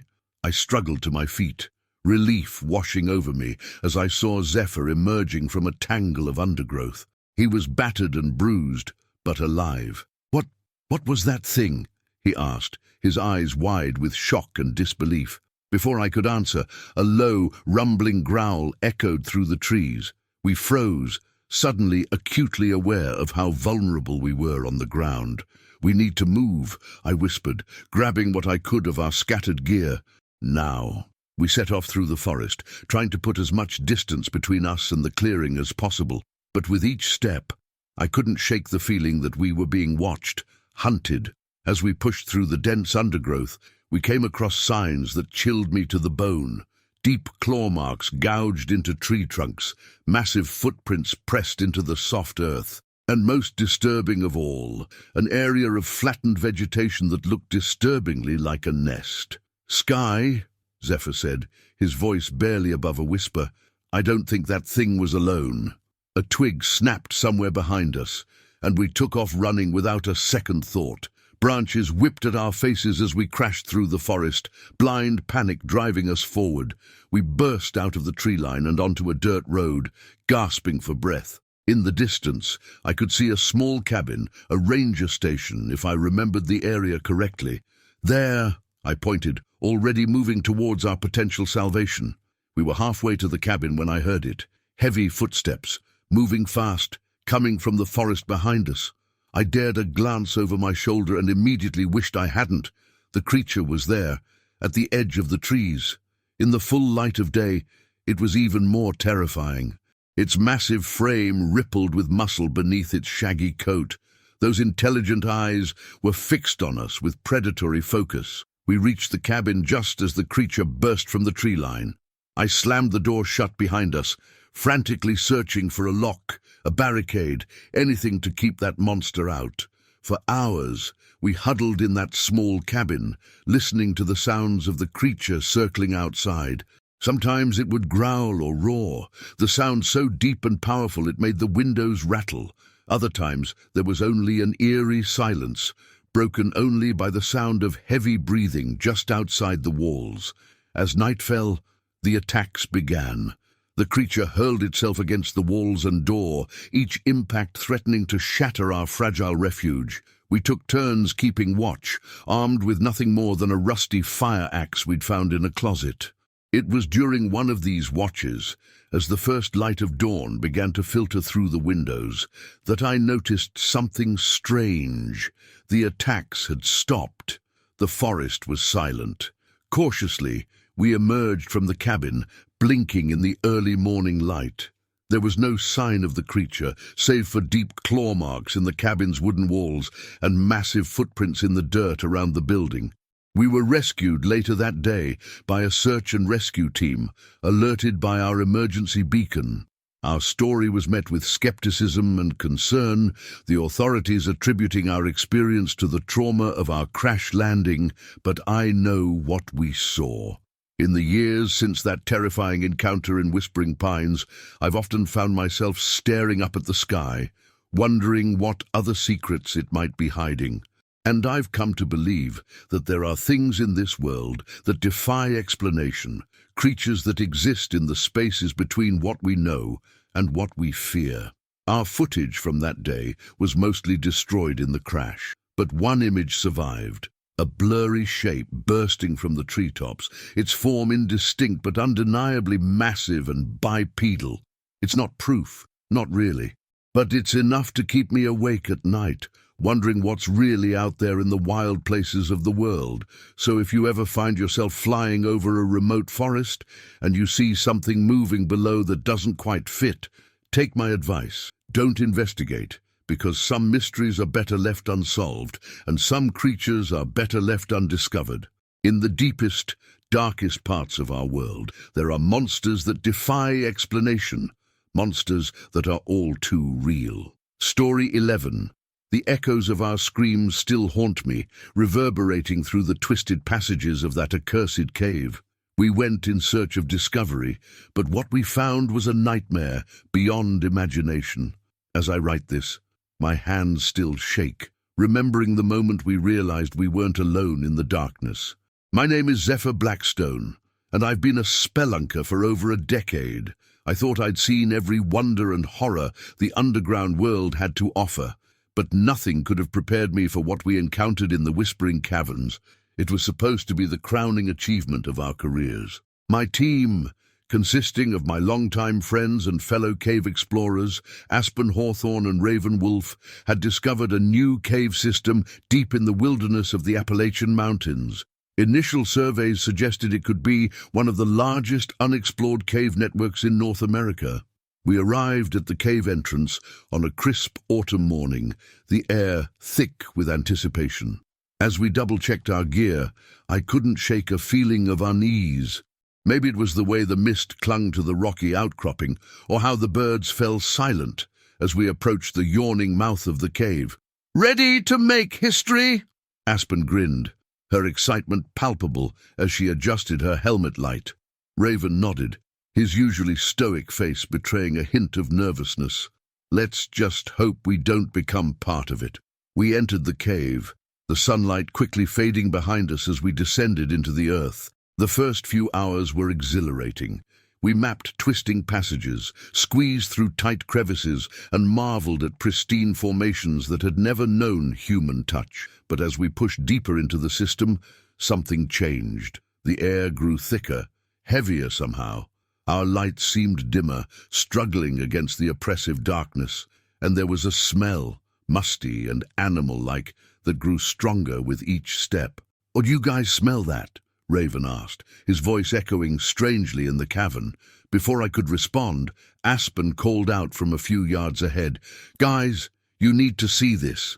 We joined her, our lights falling on a sight that made my blood run cold. The narrow passage opened into a large chamber, and there, scattered across the floor, were bones. Hundreds of bones, some obviously animal, but others. "Are those a human?" Raven whispered, his voice tight with shock. I knelt to examine a skull, my scientific curiosity momentarily overriding my growing sense of dread. Some of them, yes, but look at these marks. I traced a deep gouge in the bone. "These aren't from any cave predator I know." That's when we heard it, a low, rumbling growl that seemed to come from the very walls of the cave. It was unlike anything I'd ever heard before, not quite animal, not quite human, but something in between that sent chills down my spine. We froze, our lights darting around the chamber, trying to locate the source of the sound. But the darkness seemed to swallow our beams, revealing nothing but more shadows. "We need to get out of here," Aspen said, her earlier excitement replaced by raw fear. No one argued. We turned to retrace our steps, but in our panic, we quickly became disoriented. The passages all looked the same in our dim lights, and the strange acoustics of the cave made it impossible to tell which direction the surface lay. After what felt like hours of wandering, we stumbled into another large chamber. And that's when we saw it, or rather them. Our lights fell upon a scene straight out of a nightmare. The chamber was filled with crude nests made of branches, leaves, and other things that gleamed white in our beams. And there, moving between the nests, were creatures that defied explanation. They were massive, easily 7 or 8 feet tall, with bodies covered in thick, matted fur. Their limbs were long and powerful, ending in hands tipped with wicked claws. But it was their faces that truly terrified me, a horrifying blend of human and animal features, with eyes that glowed with an eerie, predatory intelligence. For a moment, we all stood frozen, locked in a silent standoff with these impossible beings. Then, as if on cue, the creatures let out a collective roar that shook the very foundations of the cave. "Run!" I screamed, already turning to flee. We took off down a random passage, no longer caring about direction or mapping. All that mattered was putting distance between us and those monsters. I could hear them behind us, their howls and the sound of their claws scraping against stone growing louder with each passing second. We ran until our lungs burned and our legs felt like lead. Just when I thought we couldn't go any further, we burst into a small chamber with multiple exits. Without thinking, we each dove into a different passage. I found myself in a narrow tunnel, barely wide enough for me to squeeze through. I could hear the creatures behind me, their massive forms struggling to fit into the tight space. For a moment, I dared to hope I might lose them. But then my light flickered and died. I was plunged into absolute darkness, the kind that swallows you whole and makes you forget what light even looks like. I pressed on, using my hands to feel my way along the rough stone walls. Every sound, my ragged breathing, the scrape of my gear against rock, the distant howls of the creatures, seemed magnified in the pitch black. I don't know how long I crawled through that lightless hell. It could have been minutes or hours. Time lost all meaning in the darkness. But eventually, miraculously, I saw a faint glimmer ahead. Hope surged through me as I realized it was daylight. With a final burst of energy, I squeezed through a narrow opening and emerged into the fading twilight of the forest. I collapsed on the ground, gasping for air, my mind still reeling from what I'd experienced. It was the sound of someone calling my name that finally snapped me back to reality. Aspen and Raven had made it out too, emerging from different parts of the hillside. We embraced, all of us shaking and on the verge of tears. As we made our way back to civilization, we tried to make sense of what we'd seen. Were those creatures some kind of undiscovered species, a lost tribe of primitive humans, or something else entirely? Something that challenged everything we thought we knew about the natural world. In the days that followed, we debated whether to report our discovery, but who would believe us? We had no proof. Our camera equipment had been lost in our frantic escape, and the few photos we managed to take on our phones were too blurry to make out anything definitive. In the end, we decided to keep our experience to ourselves. We sealed off the cave entrance, marking it as structurally unsafe. It was the only way we could think of to protect both the outside world from what lay within, and those creatures from the inevitable exploitation they would face if discovered. Sometimes, late at night, I find myself staring at the few blurry photos we managed to salvage, trying to convince myself that it was all just a hallucination brought on by fear and cave gases. But then I'll catch a whiff of that musty animal scent, or hear a sound that's just a little too close to those inhuman howls, and I know that deep beneath the earth, in the darkest corners of our world, there are things that defy explanation. Creatures that lurk in the shadows, watching and waiting, and I pray that they stay there, hidden in the depths where they belong. So if you ever find yourself exploring a cave and you hear something moving in the darkness that doesn't sound quite right, take my advice. Turn back, because some discoveries are better left unmade, and some depths are better left unplumbed. In the twisted labyrinths beneath our feet, there are monsters that are all too real, monsters that should never see the light of day. Story 12. I never believed in monsters. Not until that night in the Cascade Mountains, when everything I thought I knew about the world turned upside down. My name is Everett Hawthorne, and this is the story of how I came face to face with something that shouldn't exist. It was late October, and the crisp autumn air had a bite to it as I settled into my night shift at the Whispering Pines Ranger Station. The station was a small, rustic cabin perched on the edge of a vast wilderness area, surrounded by towering Douglas firs and western red cedars. As a seasoned forest ranger, I'd spent countless nights here, but this one would be different. The sun had long since dipped below the jagged horizon, painting the sky in deep purples and blues before darkness settled in like a heavy blanket. I'd just finished my first round of checks and was settling in with a steaming mug of coffee when I heard it, a sound that sent chills racing down my spine. It started as a low, guttural growl, unlike anything I'd heard before. Not a bear, not a cougar, not even a wolf. This was something different. The growl built into a howl that echoed through the trees, making the windows of the station rattle in their frames. I nearly dropped my mug as I rushed to the window, peering out into the inky blackness. The forest seemed to hold its breath. No crickets chirped, no owls hooted. It was as if every living creature was cowering in fear of whatever had made that ungodly sound. I grabbed my flashlight and jacket, my hand hesitating over my rifle before I decided to leave it behind. Whatever was out there, I told myself, was probably just some animal I hadn't encountered before. No need for firepower. How wrong I was. I stepped out onto the porch, my boots creaking on the old wooden planks. The air felt thick, heavy, with an anticipation I couldn't explain. I swept my flashlight beam across the tree line, half expecting to see a pair of eyes reflecting back at me. Nothing. "Hello?" I called out, immediately feeling foolish. What was I expecting? For some lost hiker to answer back? But I couldn't shake the feeling that I was being watched. I decided to do a perimeter check, more to calm my nerves than anything else. As I rounded the corner of the station, my light caught something that made my blood run cold. There, in the soft earth near the base of a massive cedar, was a footprint. But not just any footprint. It was huge, easily twice the size of my own boot. And it wasn't the print of any animal I knew. It was almost human-like, but distorted, elongated toes, deep impressions that spoke of immense weight, and unmistakable claw marks at the tips. My hands shook as I knelt down to examine it closer. The print was fresh, the edges still crisp. Whatever made this had been here moments ago.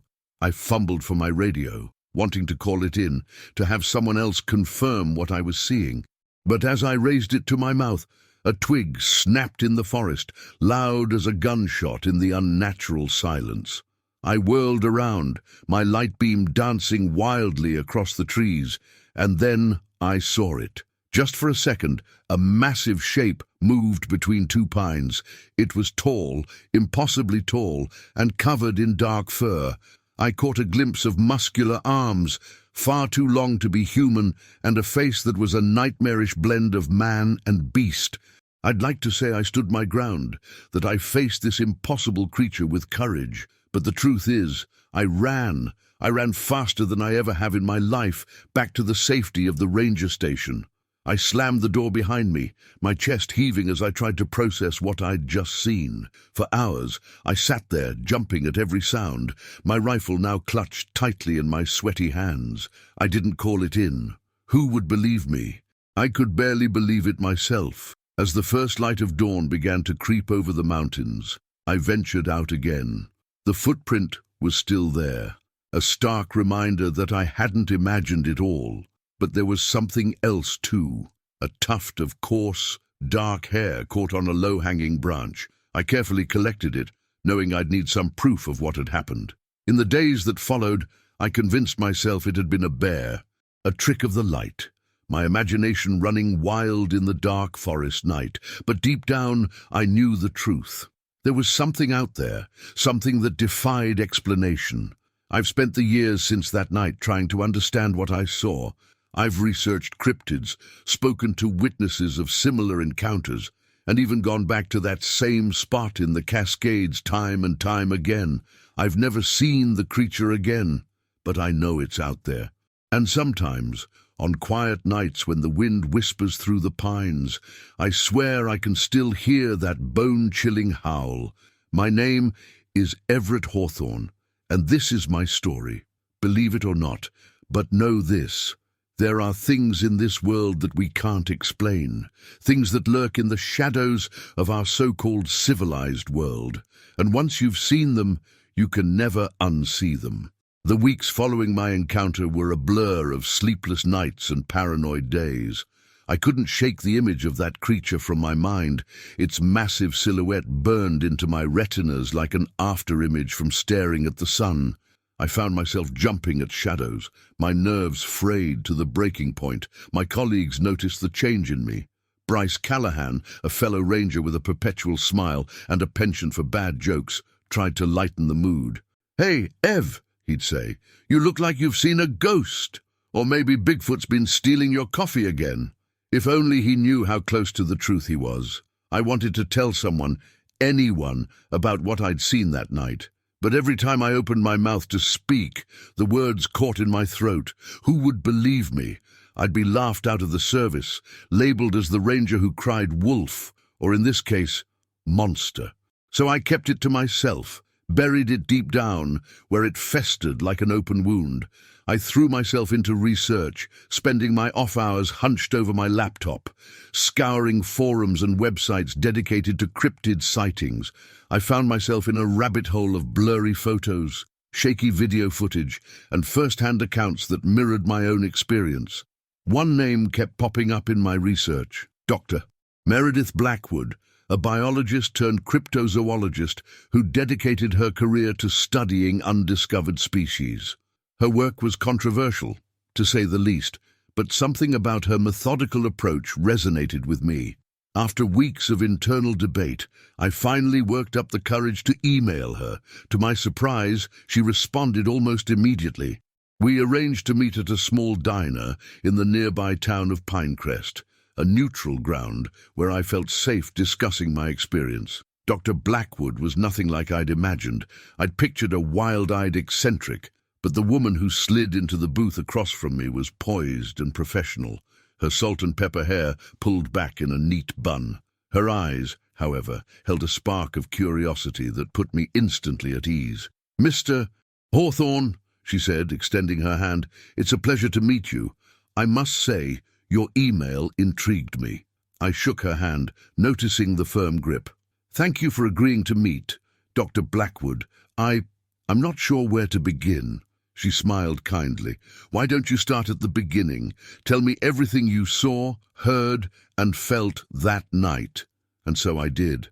The words poured out of me like a dam bursting, all the fear and confusion and doubt I'd been holding back for weeks. I told her about the howl, the footprint, the glimpse of the creature between the trees. I even showed her the tuft of hair I'd collected, carefully preserved in a small plastic bag. Dr. Blackwood listened intently, her face betraying no judgment or disbelief. When I finished, she was quiet for a long moment, turning the bag of hair over in her hands. "Mr. Hawthorne," she said finally, "I've heard many accounts over the years, but few as compelling as yours. The detail you've provided, the physical evidence, it's extraordinary." I felt a weight lift from my shoulders. Here, at last, was someone who didn't think I was crazy. "So you believe me?" I asked, hardly daring to hope. She met my gaze steadily. "I believe that you experienced something profound and unexplainable. Whether it was exactly what you think it was, I can't say for certain. But I do know this. There are species out there that science has yet to classify. The Pacific Northwest, with its vast stretches of wilderness, is prime habitat for undiscovered creatures." We talked for hours. Dr. Blackwood sharing stories of other encounters she'd investigated, me peppering her with questions about her research. As the diner emptied around us, she made me an offer that would change the course of my life. "I'm putting together an expedition," she said, leaning in close. "A small team, venturing into the heart of the Cascades to gather evidence. We could use someone with your knowledge of the terrain and your first-hand experience. What do you say, Mr. Hawthorne? Are you ready to find some answers?" I hesitated, thinking of the creature's massive shape, those impossibly long arms, the face that haunted my dreams. Did I really want to go looking for it? But then I thought of all the sleepless nights, the constant questioning of my own sanity. I needed to know the truth, whatever it might be. "I'm in," I said, surprised by the steadiness of my own voice. "Doctor," Blackwood's face broke into a wide smile. "Excellent. We leave in 2 weeks. I'll send you the details." As I drove back to my cabin that night, I felt a mixture of excitement and trepidation. I was about to embark on a journey into the unknown, seeking proof of something that shouldn't exist. But one thing was certain: I would never look at the forests the same way again. The Cascades held secrets, ancient and primal, and I was determined to uncover them, no matter the cost. Little did I know that the true test of my courage was yet to come, deep in the shadow of the mountains where reality and legend blurred into one. Story 13. I used to think the most terrifying sound in the world was silence. That was before I heard the howls that echoed through Whispering Pines campground. My name is Rowan Blackwood, and this is the story of how a simple camping trip turned into a nightmare that still haunts my dreams. It was supposed to be a fun weekend getaway with my best friends, Zoe Callahan and Jasper Hawthorne. We'd been planning this trip for months, eager to escape the chaos of our busy lives in Seattle for a few days of fresh air and starry skies. Little did we know that the chaos we'd encounter in those woods would make our city lives seem like a peaceful dream. We arrived at Whispering Pines late Friday afternoon, the sun already dipping low behind the towering evergreens that gave the campground its name. The air was crisp with the promise of autumn, carrying the scent of pine needles and wood smoke. As we set up our tents in a small clearing, I couldn't shake the feeling that we were being watched. "Hey, Earth to Rowan!" Zoe's voice snapped me out of my thoughts. She was struggling with a tent pole, her curly red hair escaping from its messy bun. "A little help here," I laughed, pushing away my unease. "Sorry, just taking in the scenery," I said, moving to help her. Jasper emerged from the trees, arms laden with firewood. "You guys hear that?" he asked, dumping the logs near our makeshift fire pit. Zoe and I paused, listening. At first, all I could hear was the rustle of leaves in the breeze and the distant call of a bird. But then, faintly, I caught it, a long, mournful howl that seemed to come from everywhere and nowhere at once. "Probably just wolves," I said, trying to sound more confident than I felt, but something about that sound set my teeth on edge. It didn't sound quite right. As night fell, we gathered around the campfire, roasting marshmallows and sharing stories. The howls continued intermittently, seeming to grow closer with each passing hour. We tried to laugh it off, but I noticed how Zoe's eyes kept darting to the darkness beyond our circle of firelight, and how Jasper's hand strayed closer to the hatchet we'd brought for splitting wood. It was well past midnight when we finally crawled into our tents. I lay awake for what felt like hours, listening to the sounds of the forest. The howls had stopped, but the silence that replaced them was almost worse. It was as if the entire wood was holding its breath, waiting for something to happen. I must have dozed off eventually, because the next thing I knew, I was jolted awake by Zoe's scream. I scrambled out of my sleeping bag, heart pounding as I unzipped the tent. "Zoe! What's wrong?" I called out, fumbling for my flashlight. Her voice came from the direction of the food storage area we'd set up. "Our supplies, they're gone!" Jasper emerged from his tent, looking groggy but alert. "What do you mean, gone?" We converged on the storage area, and my blood ran cold. Our cooler was overturned, its contents strewn across the forest floor. The dry goods we'd hung in a tree to keep away from bears were scattered everywhere, packaging torn open. But it wasn't the mess that made my skin crawl. It was the claw marks. Deep gouges ran down the trunk of the tree, far too high and too large to have been made by any normal forest creature. Whatever had done this was big, and it was strong. "Maybe it was a bear," Zoe suggested, her voice trembling. Jasper shook his head, crouching to examine the marks.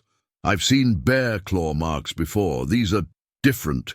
We spent the next hour salvaging what we could of our food and securing it in the car. None of us wanted to say it, but we were all thinking the same thing. We should leave. But the thought of driving down the dark, winding forest road in the middle of the night seemed even more dangerous than staying put. We'll leave at first light, I decided, trying to sound braver than I felt. For now, let's stick together. We dragged our sleeping bags out to the fire pit, rebuilding the fire to ward off the chill and whatever else might be lurking in the darkness. Sleep was out of the question now, so we talked in low voices, trying to distract ourselves from the oppressive silence of the forest. It was Jasper who noticed it first. "Do you smell that?" he asked, wrinkling his nose. I sniffed the air and immediately wished I hadn't. A powerful, musky odor hung in the air, unlike anything I'd ever encountered before. It was wild, primal, and unmistakably animal, but no animal I could name. "It's probably just a skunk or something," Zoe said, but her wide eyes betrayed her fear. The smell grew stronger, and with it came a sound. Heavy footsteps, snapping twigs and rustling leaves. Something big was moving through the underbrush, circling our campsite. We huddled closer together, eyes straining to pierce the darkness beyond the firelight. Jasper gripped the hatchet so tightly his knuckles turned white. Zoe clutched my arm, her nails digging into my skin, and then we saw it. Just for a moment, illuminated by the flickering firelight, a massive, shadowy figure moving between the trees. It was tall, far taller than any man, with long arms that nearly brushed the ground. And its eyes, God, its eyes, they glowed with an eerie, amber light, reflecting the fire like some nightmarish beast. Zoe whimpered, and the sound seemed to trigger something in the creature.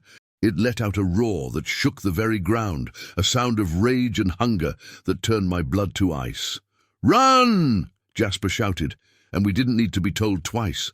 We scrambled for the car, abandoning everything in our mad dash for safety. I fumbled with the keys, my hands shaking so badly I could barely get them into the ignition.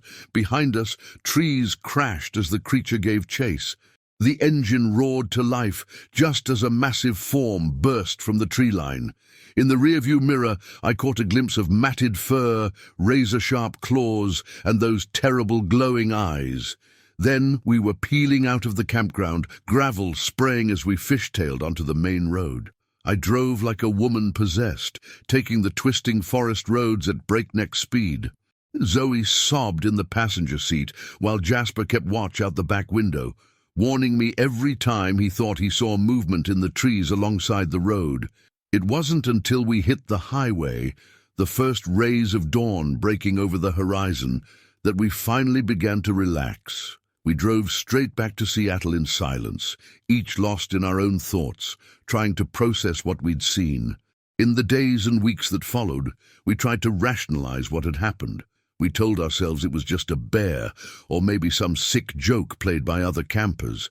But deep down, we knew the truth. There was something out there in those woods, something that defied explanation. I've spent countless hours since that night researching cryptids and unexplained phenomena, trying to find some answers. I've read about Bigfoot, about Wendigos and skinwalkers, about creatures that lurk on the edges of our world, but nothing quite matches what we saw that night. Sometimes, when the wind howls outside my apartment window, I'm transported back to that campfire, surrounded by darkness and watched by glowing eyes. I haven't been camping since that night, and I doubt I ever will again. The wilderness holds secrets, ancient and terrifying, and some things are better left undiscovered. But the worst part, the thing that keeps me up at night, is the knowledge that it's still out there. Whatever we encountered in Whispering Pines is still roaming those forests, waiting for the next unsuspecting campers to stumble into its territory. So if you're ever in the Pacific Northwest, planning a nice weekend getaway in the woods, think twice. Listen for those howls that don't sound quite right, and watch for shadows that move against the wind. And if you smell that wild, musky scent on the air, do yourself a favor. Get in your car and drive. Drive as fast and as far as you can. Because the thing about monsters is, they're not just stories. Sometimes they're real. And once you've seen them, you can never unsee them. They'll haunt your dreams and shadow your waking hours. A constant reminder that the world is bigger, darker, and more mysterious than we ever imagined. My name is Rowan Blackwood, and this is my warning to you. Be careful out there in the wild places. You never know what might be watching from the shadows, waiting to remind you that humans are not at the top of the food chain after all. Story 14. They say a picture is worth 1,000 words, but the image I captured that day in the Ozarks spoke volumes of a truth I wasn't prepared to face. My name is Silas Thornwood, and I'm about to share a story that will make you question everything you think you know about the natural world. As a wildlife photographer, I've spent countless hours in the wilderness capturing the raw beauty of nature through my lens. But nothing could have prepared me for what I encountered in the dense forests of Arkansas on that fateful autumn day. The morning had started like any other on my assignments. I'd woken before dawn, the cool air nipping at my face as I emerged from my tent. The forest was alive with the sounds of birds greeting the day, a symphony of chirps and calls that I'd grown to love over the years. I shouldered my camera bag, heavy with equipment, and set off into the woods. My goal was to capture images of the elusive black bear that roamed these parts. Little did I know, I was about to photograph something far more extraordinary and terrifying. The light was perfect that morning, filtering through the canopy in misty shafts that seemed almost solid. I moved quietly through the underbrush, my senses attuned to every snap of a twig, every rustle of leaves. Years of experience had taught me how to become part of the forest, to blend in so completely that the wildlife barely noticed my presence. It was mid-morning when I found the perfect spot, a small clearing next to a babbling brook. I set up my tripod and mounted my camera, a top-of-the-line DSLR with a telephoto lens that could capture a bead of sweat on a deer's brow from 100 yards away. Hours passed as I waited patiently, snapping shots of smaller wildlife, a family of raccoons, a majestic red-tailed hawk, a curious fox that ventured close enough for me to count the whiskers on its snout, but the bears remained elusive. As the sun began to dip towards the horizon, painting the sky in brilliant oranges and pinks, I decided to pack it in. That's when I heard it, a low, rumbling growl that made the hair on the back of my neck stand on end. My heart raced with excitement. Finally, the moment I'd been waiting for. I raised my camera, finger poised over the shutter button, ready to capture the perfect shot of a black bear emerging from the forest. But what stepped into my viewfinder wasn't a bear. It wasn't anything I'd ever seen before. The creature was massive, easily 7 feet tall, with a body covered in thick, matted fur. Its arms were unnaturally long, hanging almost to the ground, ending in hands with wickedly curved claws. But it was the face that turned my blood to ice. A bizarre mixture of human and animal features, with eyes that gleamed with an intelligence that had no place in the natural world. For a moment, time seemed to stand still. The creature stood at the edge of the clearing, its head tilted as if it was studying me just as intently as I was studying it. In that instant, I did the only thing I could think of. I pressed the shutter button. The sound of the camera's rapid-fire click seemed to snap us both out of our trance. The creature's lips pulled back in a snarl, revealing rows of sharp teeth, and it let out a roar that shook the very ground beneath my feet. I ran like I'd never run before, abandoning my tripod and most of my equipment. All I had was my camera, clutched tightly to my chest as I crashed through the underbrush, branches whipping at my face and arms. Behind me, I could hear the creature giving chase, its heavy footfalls and guttural growls, spurring me to push myself beyond what I thought possible. My lungs burned, my legs screamed in protest, but fear drove me onward. I don't know how long I ran, or how I found my way back to my campsite. The rest of that night is a blur of terror and adrenaline. I threw everything into my truck and drove for hours, not stopping until I was well out of the Ozarks and back in civilization. It wasn't until days later, when I'd returned to my home in Denver, that I finally worked up the courage to look at the photos I'd taken. Most of them were what I expected, the usual wildlife shots, nothing out of the ordinary. But then I came to the last few frames, and my world tilted on its axis. There, in pixelated clarity, was the creature. It was partially obscured by foliage, but there was no mistaking the inhuman proportions, the mixture of bestial and human features. I had proof of something that shouldn't exist, something that defied everything I thought I knew about the natural world. At first, I didn't know what to do with the image. I considered deleting it, pretending the whole incident had never happened. But I knew I couldn't do that. This was too important, too world-changing to keep to myself. I reached out to colleagues in the wildlife photography world, to biologists and cryptozoologists.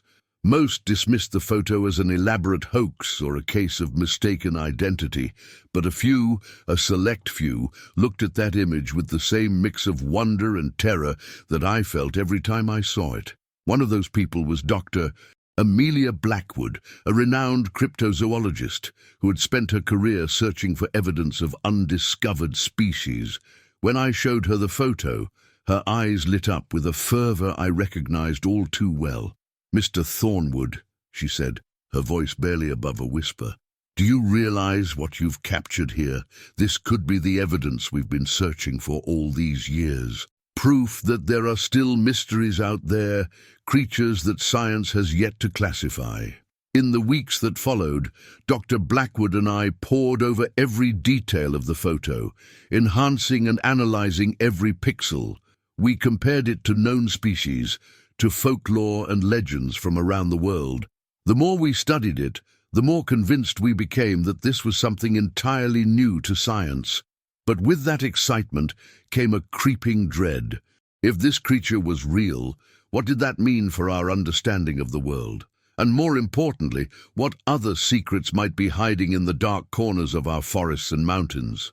We decided to mount an expedition back to the Ozarks to search for more evidence of the creature's existence. As I packed my gear, I couldn't help but feel a mix of anticipation and fear. Part of me hoped we would find nothing, that my encounter had been some sort of mass hallucination brought on by exhaustion and isolation. But deep down, I knew the truth. I had seen something that day in the forest, something that defied explanation, and now I was willingly going back to find it again. As our team set out into the wilderness, I couldn't shake the feeling that we were being watched. Every snapping twig, every rustling leaf made me jump, my hand instinctively tightening on my camera. The forest seemed different now, more ominous. The beauty I had always seen in nature was still there, but it was overshadowed by the knowledge that something unnatural lurked in its depths. Every shadow held the potential for terror. Every distant sound could be the approach of the unknown. Days passed with no sign of the creature, but we pressed on, driven by the hope of discovery and the fear of what that discovery might mean. And then, on the 5th night of our expedition, we heard it. The same bone-chilling roar that had haunted my dreams for weeks echoed through the trees. As we huddled together in the darkness, our flashlights cutting weak beams through the fog that had settled over the forest, I realized something profound. The world was bigger, stranger, and more terrifying than I had ever imagined, and I had opened a door that could never be closed again. My name is Silas Thornwood, and I came to the forest to capture nature's beauty. Instead, I found its darkest secret, and now, as I stand on the precipice of a discovery that could change everything, I'm left with one haunting question. Are some mysteries better left unsolved?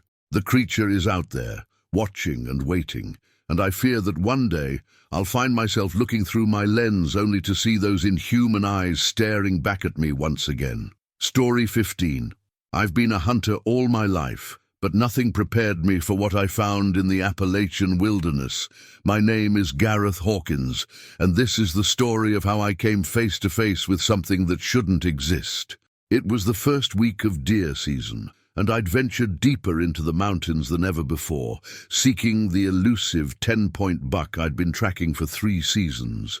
The air was crisp with the promise of winter, and a light dusting of snow covered the ground, perfect for spotting tracks. Little did I know the tracks I'd find would change my life forever. I'd been hiking since dawn, my trusted Winchester slung over my shoulder, when I stumbled upon the first sign that something was amiss. At first, I thought it was a bear kill, a young deer carcass, torn apart with savage efficiency. But as I knelt to examine it closer, my blood ran cold. The way the animal had been eviscerated wasn't like anything I'd seen before. The cuts were too precise, almost surgical, yet there was a brutality to the kill that spoke of immense strength and ferocity. "What the hell?" I muttered, my breath fogging in the cold air. That's when I noticed the tracks leading away from the carcass. They were huge, easily twice the size of my boot, with distinct claw marks at the tips. But they weren't bear tracks. They were almost human. My heart pounding, I shouldered my rifle and began to follow the tracks. Every instinct screamed at me to turn back, to forget what I'd seen and head for the safety of my truck. But curiosity and a lifetime of hunting pushed me forward. The tracks led me to the mouth of a cave, half hidden by a tangle of rhododendron. The opening had been recently widened, chunks of rock scattered on the ground as if something very large had forced its way inside. The musky, animal smell that wafted from the cave entrance made my nose wrinkle. I stood there, debating my next move, when a low, rumbling growl echoed from the depths of the cave. It was unlike anything I'd ever heard, not quite animal, not quite human, but something in between that made the hair on the back of my neck stand up. Before I could react, a massive shape burst from the cave entrance. In the split second before I dove for cover, I caught a glimpse of matted fur, gleaming claws, and eyes that held an intelligence that had no place in the wild. The creature let out a roar that shook the very ground, and I knew I was no longer the hunter. I was the prey. I ran like I've never run before, crashing through underbrush and leaping over fallen logs. Behind me, I could hear the creature giving chase, its heavy footfalls getting closer with each passing second. My lungs burned, my legs screamed in protest, but terror drove me onward. I don't know how long I ran, or how I managed to lose the creature. Maybe it gave up the chase, or maybe I just got lucky. All I know is that I eventually found myself back at my truck, shaking and gasping for air. As I sped down the mountain, my mind raced. What had I seen? It couldn't be real. There had to be a logical explanation. But deep down, I knew the truth. I had encountered something that defied explanation, something that shouldn't exist in our world. In the days that followed, I tried to rationalize what had happened.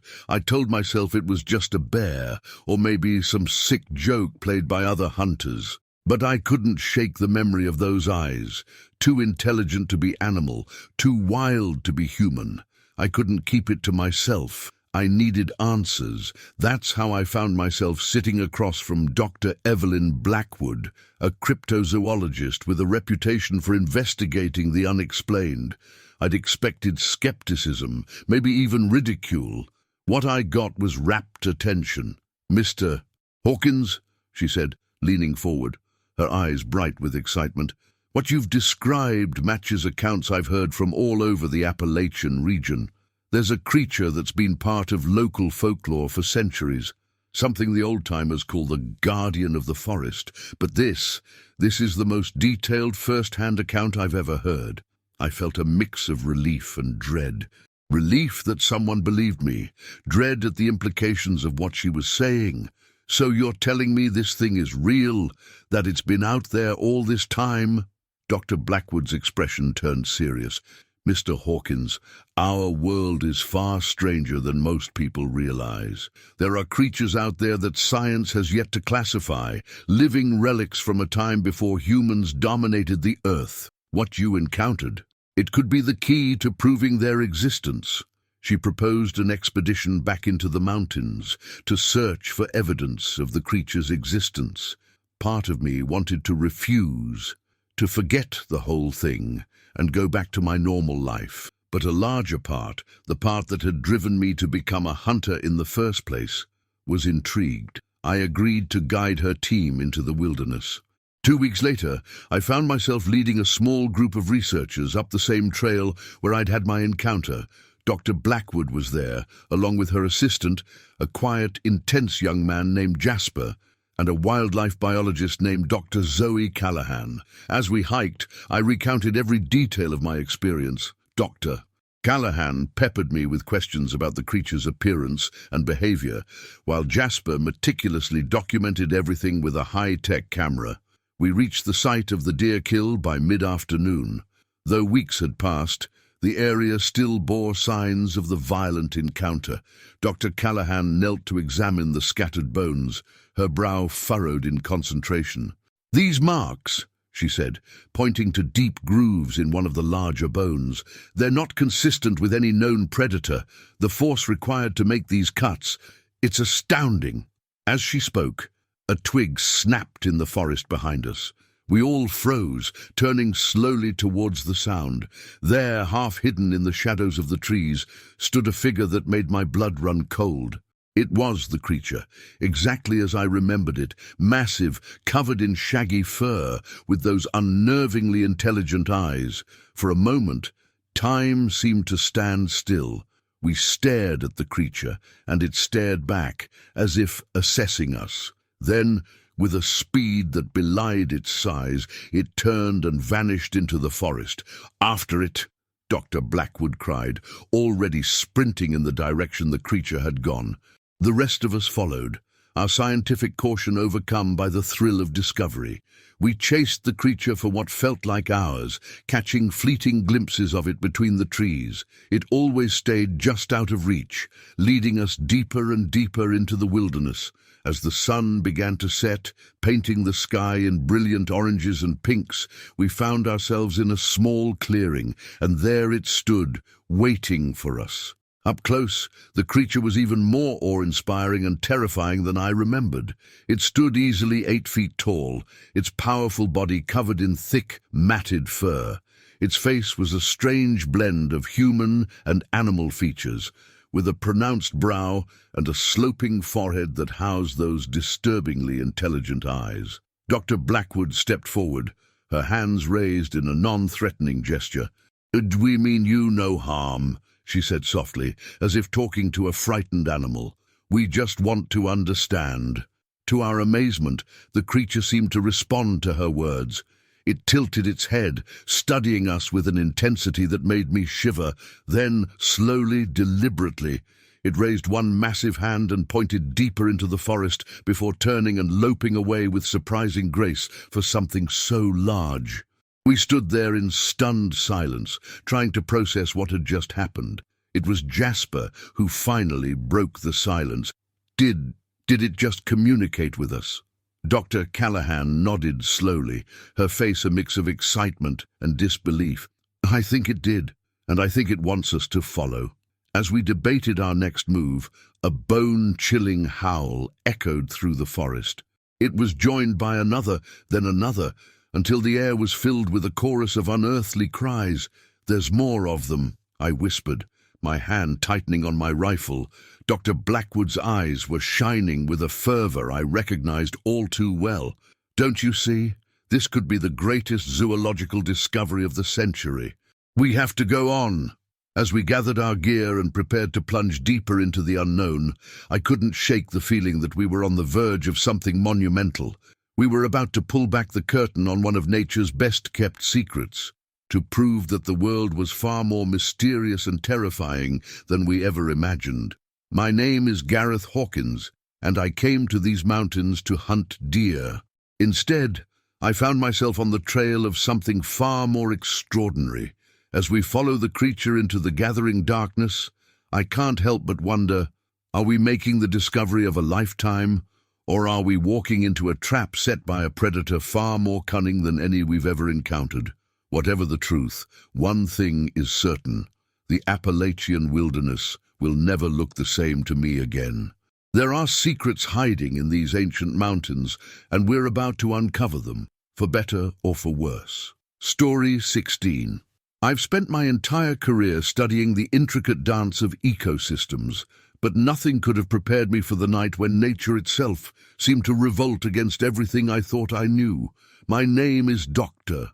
Astrid Thorne, And this is the story of how a routine field study in the Pacific Northwest turned into a nightmare that still haunts me. It was supposed to be a straightforward assignment. My team and I had been tasked with studying the impact of climate change on the wildlife in the Cascade Range. We'd set up our base camp in a remote area of the forest, far from any hiking trails or campgrounds. Our group was small but diverse. Myself, my graduate student Kai Nguyen, our wildlife behaviorist Dr. Lena Riverstone, and our field technician Axel Hawthorne. The first few days were uneventful. We tracked animal movements, collected samples, and marveled at the pristine beauty of the old-growth forest. But on the fourth night, everything changed. It started with the birds. As the sun dipped below the horizon, painting the sky in brilliant hues of orange and pink, we noticed an unusual silence settling over the forest. No evening birdsong, no rustle of small creatures in the underbrush. It was as if the entire ecosystem was holding its breath. "That's odd," Lena murmured, her brow furrowed as she scanned the canopy. "I've never heard the forest this quiet before." Kai, always the optimist, shrugged it off. Maybe they're just having a night off," he joked, but the unease in his eyes betrayed his true feelings. As darkness fell, the silence grew even more oppressive. We huddled around our campfire, the crackling flames the only sound breaking the eerie quiet. That's when we heard it, a low, mournful howl that seemed to come from everywhere and nowhere at once. Axel, our resident expert on local wildlife, sat up straight, his eyes wide. "That's no wolf," he said, his voice barely above a whisper. "I've never heard anything like that before." The howl came again, closer this time. It was joined by another, then another, until the air was filled with a chorus of unearthly cries that made the hair on the back of my neck stand on end. "Everyone, stay calm," I said, trying to keep my own voice steady. "Let's get inside the tents and wait it out."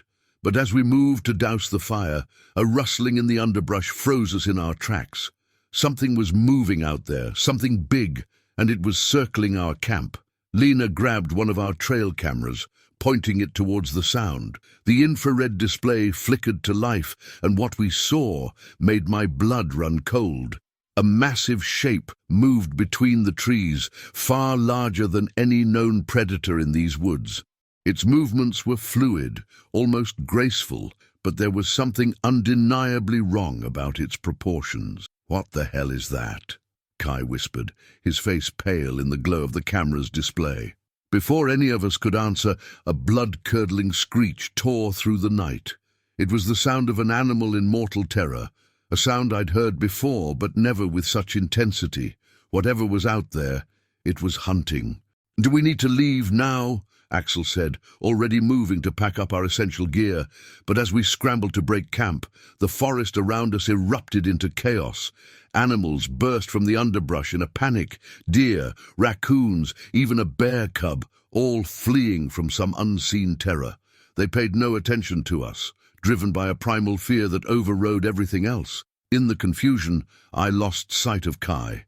One moment he was beside me, the next he was gone, swallowed up by the darkness and the surge of fleeing wildlife. "Kai!" I shouted, my voice lost in the cacophony of animal cries and snapping branches. "Kai, where are you?" A scream answered me, a human scream that turned my blood to ice. It was Kai, and he was in trouble. Without thinking, I plunged into the forest, following the sound of his voice. Behind me, I could hear Lena and Axel calling my name, but I couldn't stop. One of my team was in danger, and I was responsible for him. I crashed through the underbrush, my headlamp casting wild shadows that seemed to dance and leap around me. The forest I knew so well had transformed into an alien landscape, full of menace and hidden dangers. I found Kai in a small clearing, sprawled on the ground with his ankle twisted at an unnatural angle. But it wasn't his injury that made my heart stop. It was what loomed over him. The creature was massive, easily 8 feet tall, with a body covered in thick matted fur. Its arms were unnaturally long, ending in hands with wickedly curved claws. But it was the face that turned my blood to ice, a bizarre mixture of ursine and primate features. with eyes that gleamed with an intelligence that had no place in the natural world. For a moment, time seemed to stand still. The creature stood over Kai, its head tilted as if it was studying him.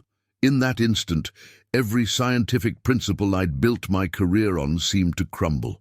This was something that shouldn't exist, something that defied classification and explanation. Then the spell broke. The creature's head snapped up, its gaze locking onto me.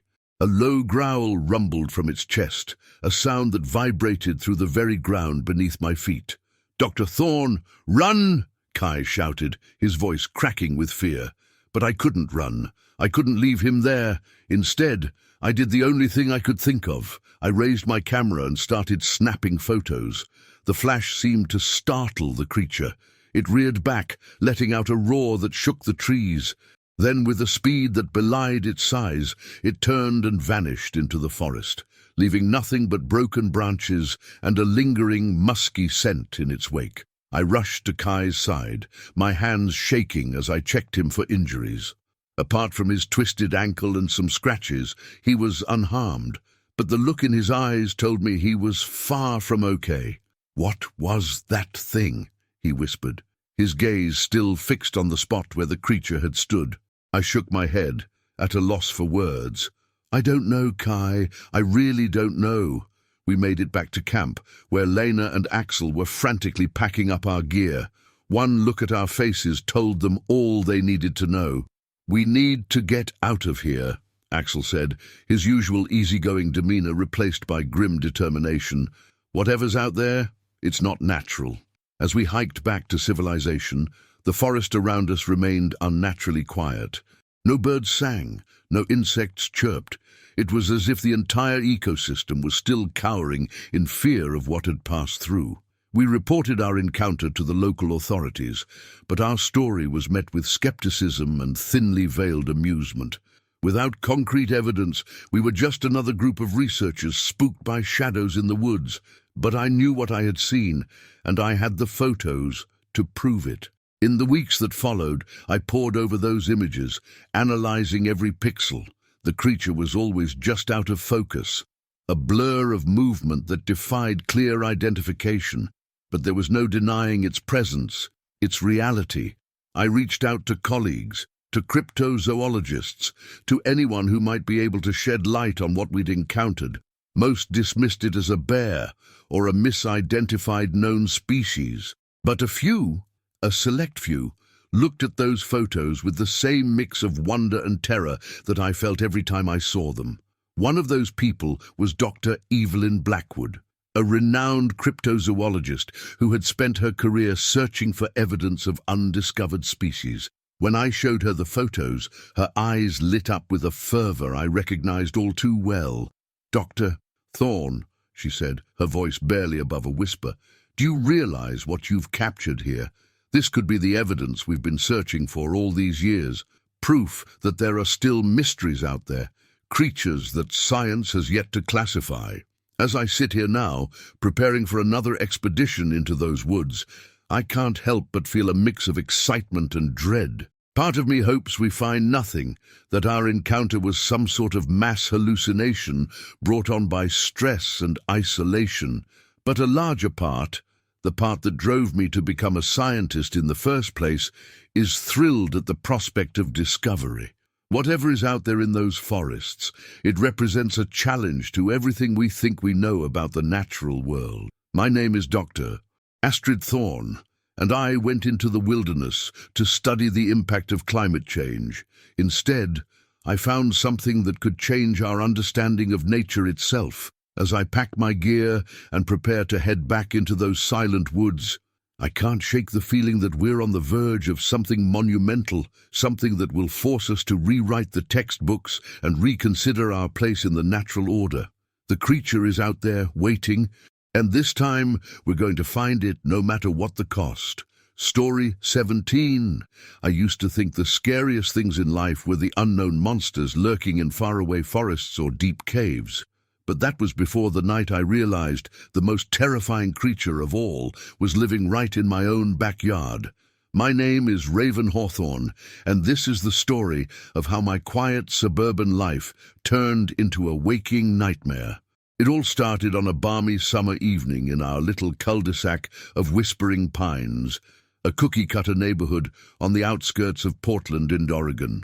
I was taking out the trash, grumbling about how my teenage son, Jasper, had once again forgotten it was his chore. The streetlights were just flickering on, casting long shadows across perfectly manicured lawns. That's when I first heard it, a low, guttural growl that seemed to vibrate through the very air. I froze, my hand still on the lid of the garbage can. It wasn't the sound of any dog I knew, and it was far too deep to be a coyote. Whatever had made that noise was big, and it was close. I scanned the darkening street, my heart pounding in my chest. For a moment, all I could see were the familiar sights of suburban life, minivans in driveways, children's bicycles abandoned on front lawns. Then, out of the corner of my eye, I caught a flicker of movement. There, in the shadows between my house and the Callahans next door, stood a figure that made my blood run cold. It was tall, far taller than any man I'd ever seen, with a bulk that spoke of raw, primal power. But it wasn't just its size that terrified me. It was the way it moved, a fluid grace that seemed utterly inhuman. I blinked, and it was gone, melting back into the shadows as if it had never been there at all. I stood rooted to the spot, my mind racing to rationalize what I'd seen. It must have been a trick of the light, I told myself, or maybe Mr. Callahan had gotten a new dog, a very, very large dog. But deep down, I knew the truth. I'd seen something that shouldn't exist, something that had no place in our orderly suburban world. I hurried back inside, locking the door behind me with trembling hands. My husband, Ethan, looked up from his laptop, his brow furrowing with concern. "Rave, you okay? You look like you've seen a ghost." I opened my mouth to tell him what I'd seen, then closed it again. How could I explain something I didn't understand myself? Instead, I forced a smile, just startled myself with a shadow. I'm fine. But I wasn't fine. That night, I lay awake long after Ethan had fallen asleep, listening to every creak and groan of our house settling. Outside, the wind rustled through the trees, and each gust sounded like heavy footsteps to my paranoid ears. The next morning, I convinced myself it had all been a product of an overactive imagination. The stress of my job as a high school counselor, combined with too much true crime television, that's all it was. I went about my day, dropping Jasper off at school and heading to work, determined to put the incident behind me. But as I pulled into our driveway that evening, I knew something was wrong. Our trash cans, which I'd left neatly lined up by the curb, were overturned. Garbage was strewn across the lawn, as if something had been rummaging through it with great force. "Damn raccoons," Ethan muttered as he helped me clean up the mess. But I knew raccoons hadn't done this. The cans were heavy, difficult for even a grown man to tip over. And there, half hidden in the grass, I saw something that made my heart skip a beat, a single, massive footprint. Over the next few weeks, similar incidents began to plague our neighborhood.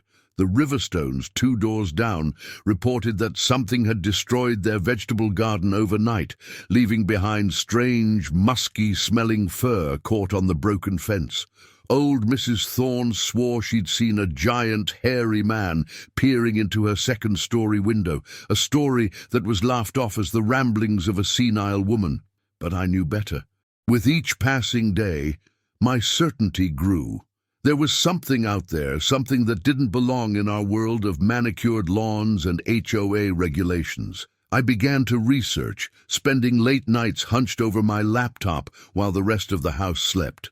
I dove into forums dedicated to cryptid sightings, read scientific papers on undiscovered primate species. The more I learned, the more convinced I became that what I'd seen that night was real. Ethan started to worry about me. "You're becoming obsessed, Raven," he said one night, his voice a mixture of concern and exasperation. "Maybe you should talk to someone about this."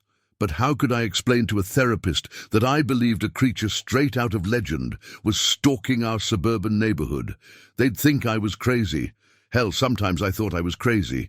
It was Jasper who finally provided the proof I needed. He'd been out late one night, breaking curfew to meet up with friends. As he snuck back into the house, he saw it, a massive, hair-covered figure rummaging through the Callahan's garbage cans. In a moment of teenage bravado, or stupidity, he'd snapped a picture with his phone before running inside.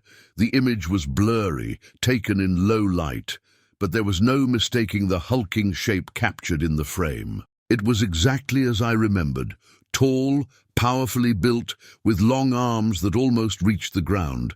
The face was turned away from the camera, but I could make out the outline of a pronounced brow and a sloping forehead. I thought it was just some weird homeless dude at first, Jasper said, his voice shaking slightly as we huddled around his phone. But then it turned and looked right at me, and, Mom, its eyes. They were like glowing or something. Ethan was silent for a long moment, staring at the photo with a mixture of disbelief and dawning horror. "We need to call the police," he said finally. But I knew the police wouldn't believe us. Who would? A family claiming to have photographic evidence of what? A suburban Bigfoot? We'd be laughed out of the station. No, if we wanted answers, we'd have to find them ourselves. Over the next few days, we set up trail cameras around our property and those of our more understanding neighbors. We kept detailed logs of every strange sound, every unexplained incident, and we waited. It was nearly a week later when we got our breakthrough. One of the cameras caught clear footage of the creature moving through the Riverstone's backyard. It was everything I remembered, and more, massive, covered in dark fur, moving with a grace that belied its size. But it was the face that struck me the most. There was an intelligence in those eyes, a spark of something almost human. We debated long and hard about what to do with the footage. In the end, we decided to reach out to Dr. Amelia Blackwood, a cryptozoologist whose work I'd come across in my research. To our surprise, she responded almost immediately, agreeing to come out and investigate. Dr. Blackwood arrived a few days later, a whirlwind of enthusiasm barely contained in her petite frame. She pored over our evidence, asked countless questions, and set up even more sophisticated monitoring equipment. "This is extraordinary," she said, her eyes shining with excitement as we reviewed the footage for the 100th time.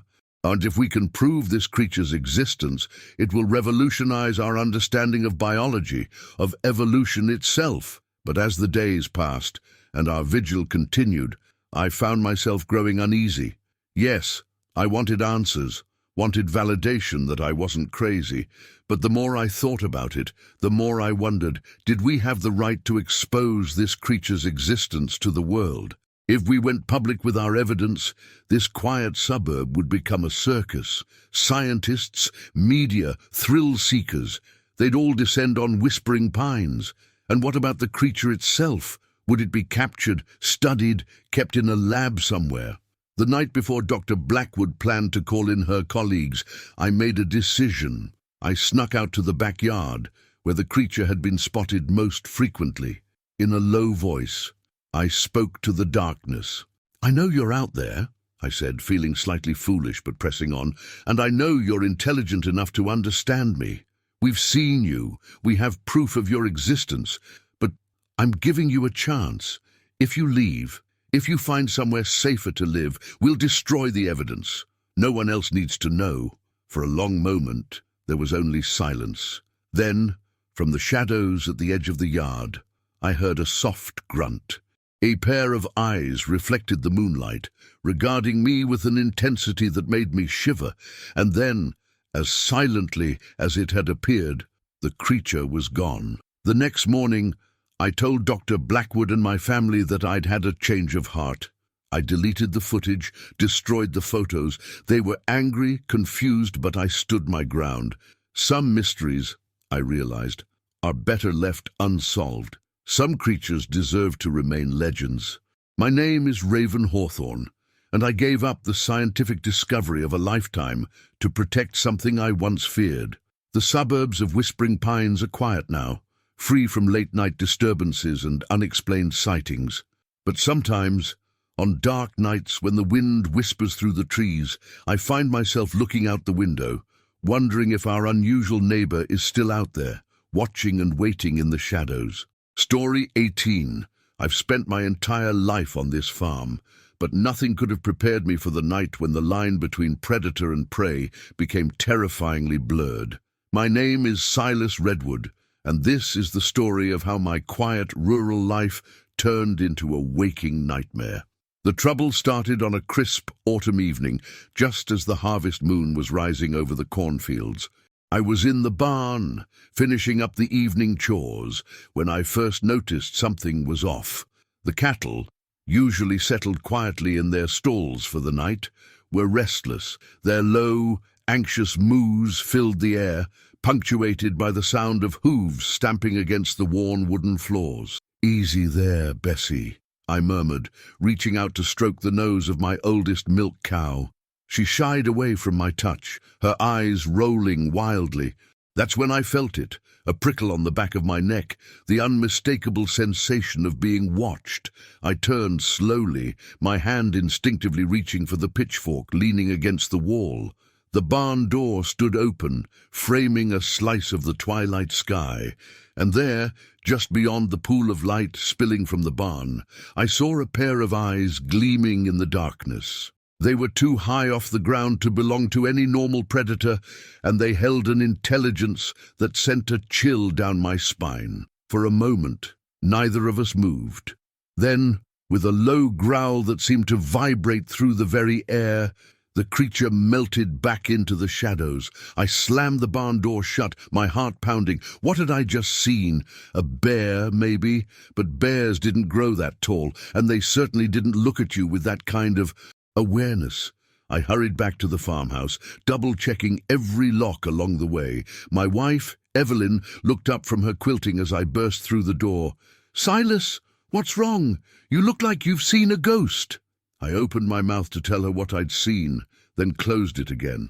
How could I explain something I didn't understand myself? Instead, I forced a smile. Just spooked myself in the barn. I'm fine. But I wasn't fine. That night, I lay awake long after Evelyn had fallen asleep, listening to every creak and groan of our old farmhouse. Outside, the wind rustled through the cornfields, and each gust sounded like heavy footsteps to my paranoid ears. The next morning, I convinced myself it had all been a product of an overactive imagination. Too many late nights reading those cryptid forums our grandson was always talking about. That's all it was. I went about my day, determined to put the incident behind me. But as I approached the barn that evening, I knew something was wrong. The door, which I distinctly remembered closing and latching, stood wide open. Inside, the cattle were even more agitated than the night before, crowded into the far corner of the barn as if trying to escape from something. And then I saw it. Deep, gouging claw marks in the wooden support beams, far too high to have been made by any normal animal. A tuft of coarse, dark fur clung to one of the splintered edges. My blood ran cold as I realized the truth. Whatever I'd seen last night had come back, and it had been inside the barn. Over the next few weeks, similar incidents began to plague our farm. Every morning, I'd wake to find new signs of the creature's presence.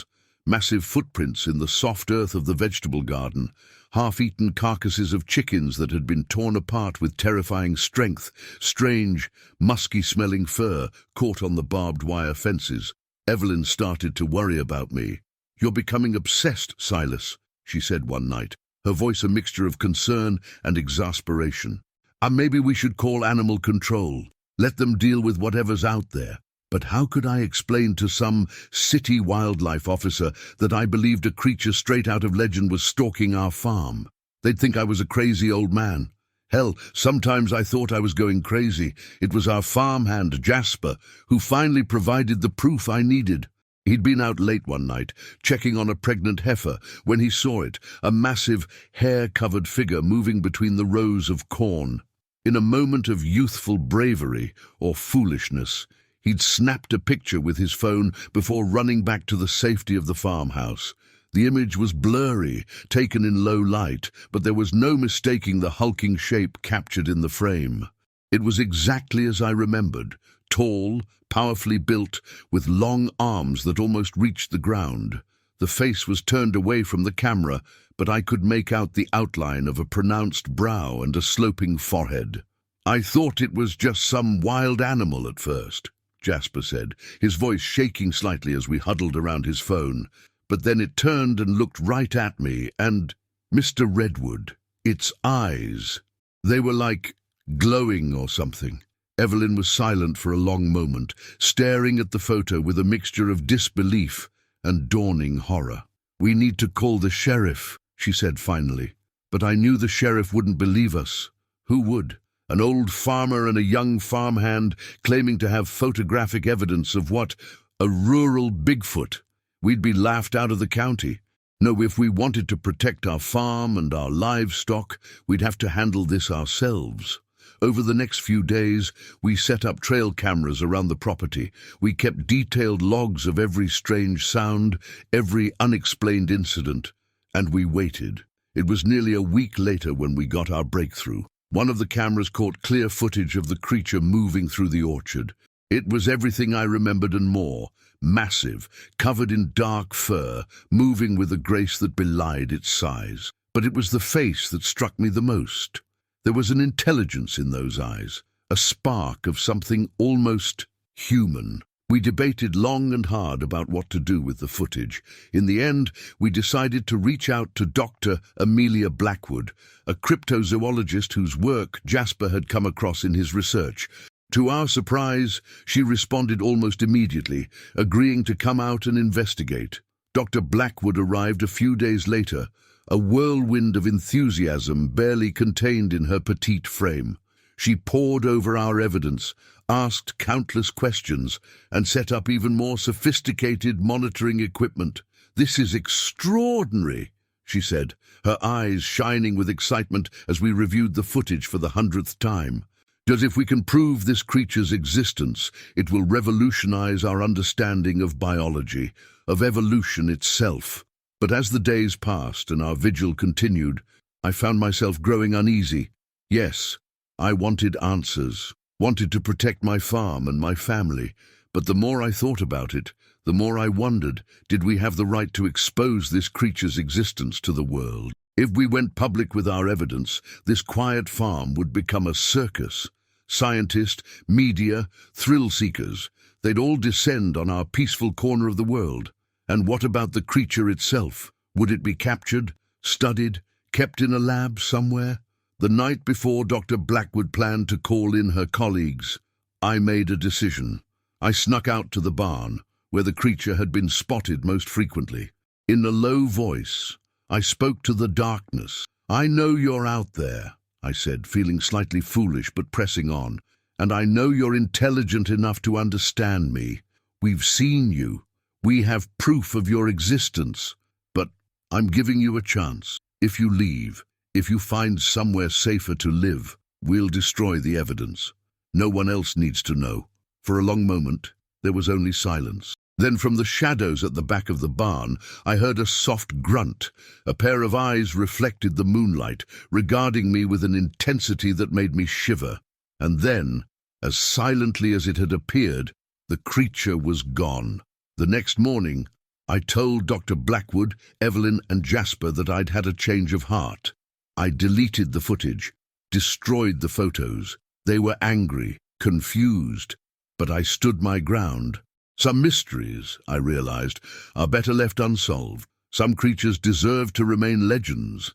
My name is Silas Redwood, and I gave up the scientific discovery of a lifetime to protect something I once feared. The farm is quiet now, free from late-night disturbances and unexplained livestock deaths. But sometimes, on dark nights when the wind whispers through the cornfields, I find myself looking out the window, wondering if our unusual neighbor is still out there, watching and waiting in the shadows of the great wilderness beyond our farm. Story 19. I've weathered droughts, floods, and market crashes, but nothing in my 40 years of ranching prepared me for the night when the very fabric of nature seemed to unravel before my eyes. My name is Wyatt Hawthorne, and this is the story of how my peaceful cattle ranch became ground zero for an encounter with the impossible. It was a balmy summer evening on the Whispering Pines Ranch, nestled in the rolling hills of eastern Montana. I was making my final rounds, checking on the herd before turning in for the night. The sun had just dipped below the horizon, painting the sky in brilliant shades of orange and purple. As I rode my trusty mare, Whiskey, along the fence line, I noticed something odd. The cattle were unusually quiet. Now, anyone who's spent time around livestock knows they're never truly silent. There's always a low chorus of moos, the rustle of movement, the gentle lowing that tells you all is well.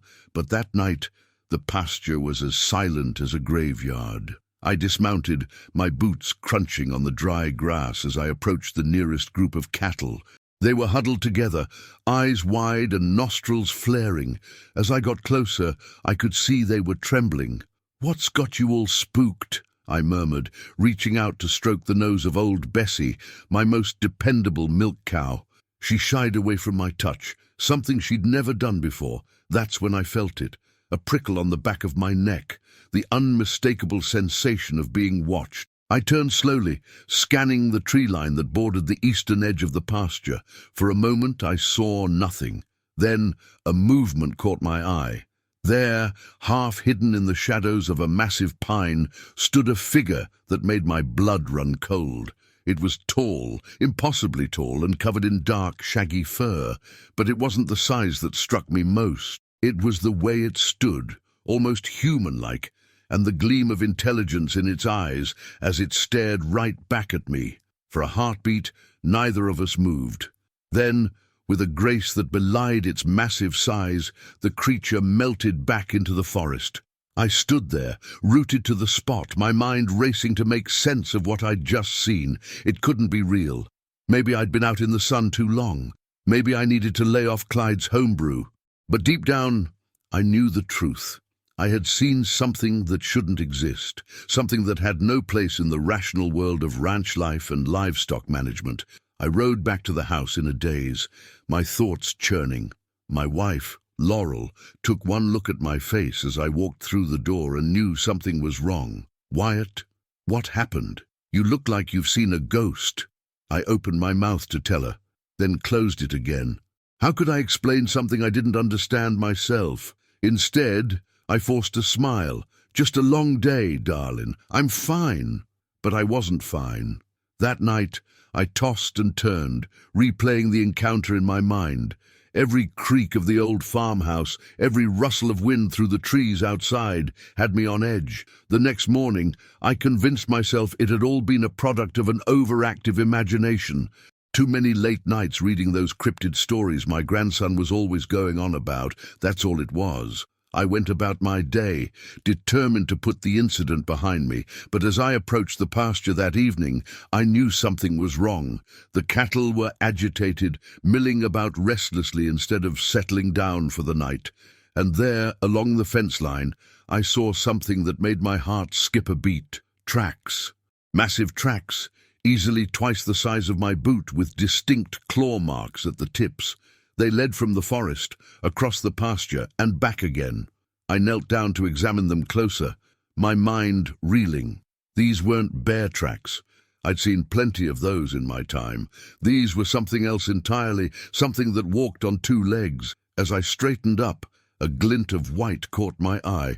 Tangled in the barbed wire fence was a tuft of coarse, dark hair, far too thick to belong to any of my cattle. Over the next few weeks, similar incidents began to plague the ranch. Every morning, I'd wake to find new signs of the creature's presence. More tracks, tufts of that strange fur, and most alarmingly, cattle with peculiar bite marks. They weren't the typical puncture wounds you'd see from a wolf or mountain lion. These were deep, almost surgical in their precision. Laurel started to worry about me. "You're becoming obsessed, Wyatt," she said one night, her voice a mixture of concern and exasperation. "Maybe we should call in a wildlife expert. Let them deal with whatever's out there." But how could I explain to some city-trained biologist that I believed a creature straight out of legend was stalking my ranch? They'd think I was a crazy old cowboy. Hell, sometimes I thought I was going crazy. It was our ranch hand, Zeke, who finally provided the proof I needed. He'd been out late one night, checking on a heifer that was close to calving, when he saw it, a massive, hair-covered figure moving between the trees at the edge of the pasture.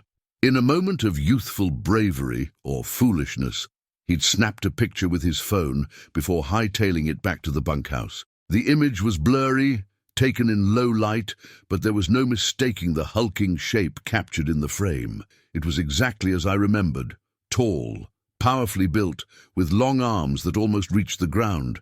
The face was turned away from the camera, but I could make out the outline of a pronounced brow and a sloping forehead. "I thought it was just some big animal at first," Zeke said, his voice shaking slightly as we huddled around his phone.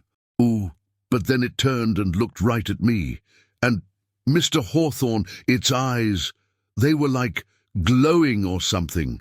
Laurel was silent for a long moment, staring at the photo with a mixture of disbelief and dawning horror. "We need to call the sheriff," she said finally.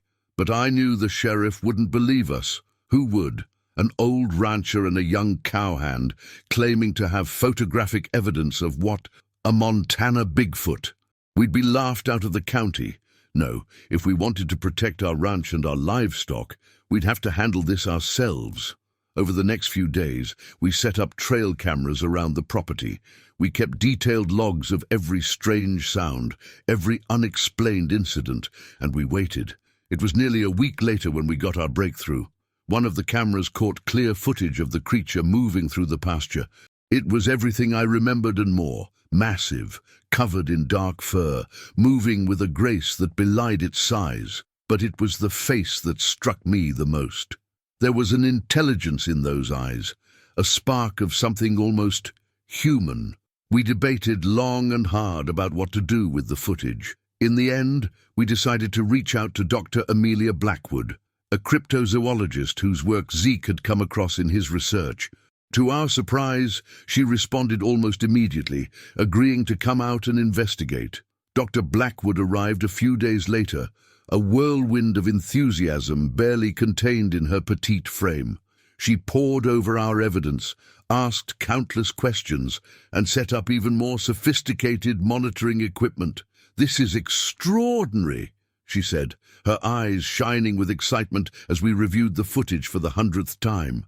"If we can prove this creature's existence, it will revolutionize our understanding of biology, of evolution itself." But as the days passed and our vigil continued, I found myself growing uneasy. Yes, I wanted answers, wanted to protect my ranch and my family. But the more I thought about it, the more I wondered, did we have the right to expose this creature's existence to the world? If we went public with our evidence, this quiet ranch would become a circus. Scientists, media, thrill-seekers, they'd all descend on our peaceful corner of Montana. And what about the creature itself? Would it be captured, studied, kept in a lab somewhere? The night before Dr. Blackwood planned to call in her colleagues, I made a decision. I rode out to the pasture where the creature had been spotted most frequently. In a low voice, I spoke to the darkness. "I know you're out there," I said, feeling slightly foolish but pressing on. "And I know you're intelligent enough to understand me. We've seen you. We have proof of your existence. But I'm giving you a chance. If you leave, if you find somewhere safer to live, we'll destroy the evidence. No one else needs to know." For a long moment, there was only silence. Then, from the shadows at the edge of the trees, I heard a soft grunt. A pair of eyes reflected the moonlight, regarding me with an intensity that made me shiver. And then, as silently as it had appeared, the creature was gone. The next morning, I told Dr. Blackwood, Laurel, and Zeke that I'd had a change of heart. I deleted the footage, destroyed the photos. They were angry, confused, but I stood my ground. Some mysteries, I realized, are better left unsolved. Some creatures deserve to remain legends. My name is Wyatt Hawthorne, and I gave up the scientific discovery of a lifetime to protect something I once feared. The ranch is quiet now, free from late-night disturbances and unexplained cattle injuries. But sometimes, on dark nights when the wind whispers through the pines, I find myself looking out across the pastures, wondering if our unusual neighbor is still out there, watching and waiting in the vast wilderness beyond our fences. Story 20. I've scaled some of the world's most challenging peaks, but nothing could have prepared me for the horror that awaited us on the sheer cliffs of Mount Diablo. My name is Skylar Everest, and this is the story of how a routine climbing expedition turned into a nightmare that still haunts my dreams.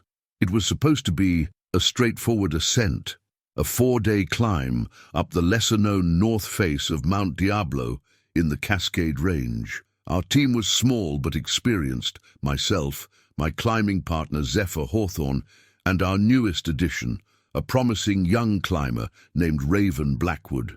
The first day went smoothly. We made good time, setting up our first camp on a narrow ledge as the sun dipped below the horizon, painting the sky in brilliant hues of orange and pink.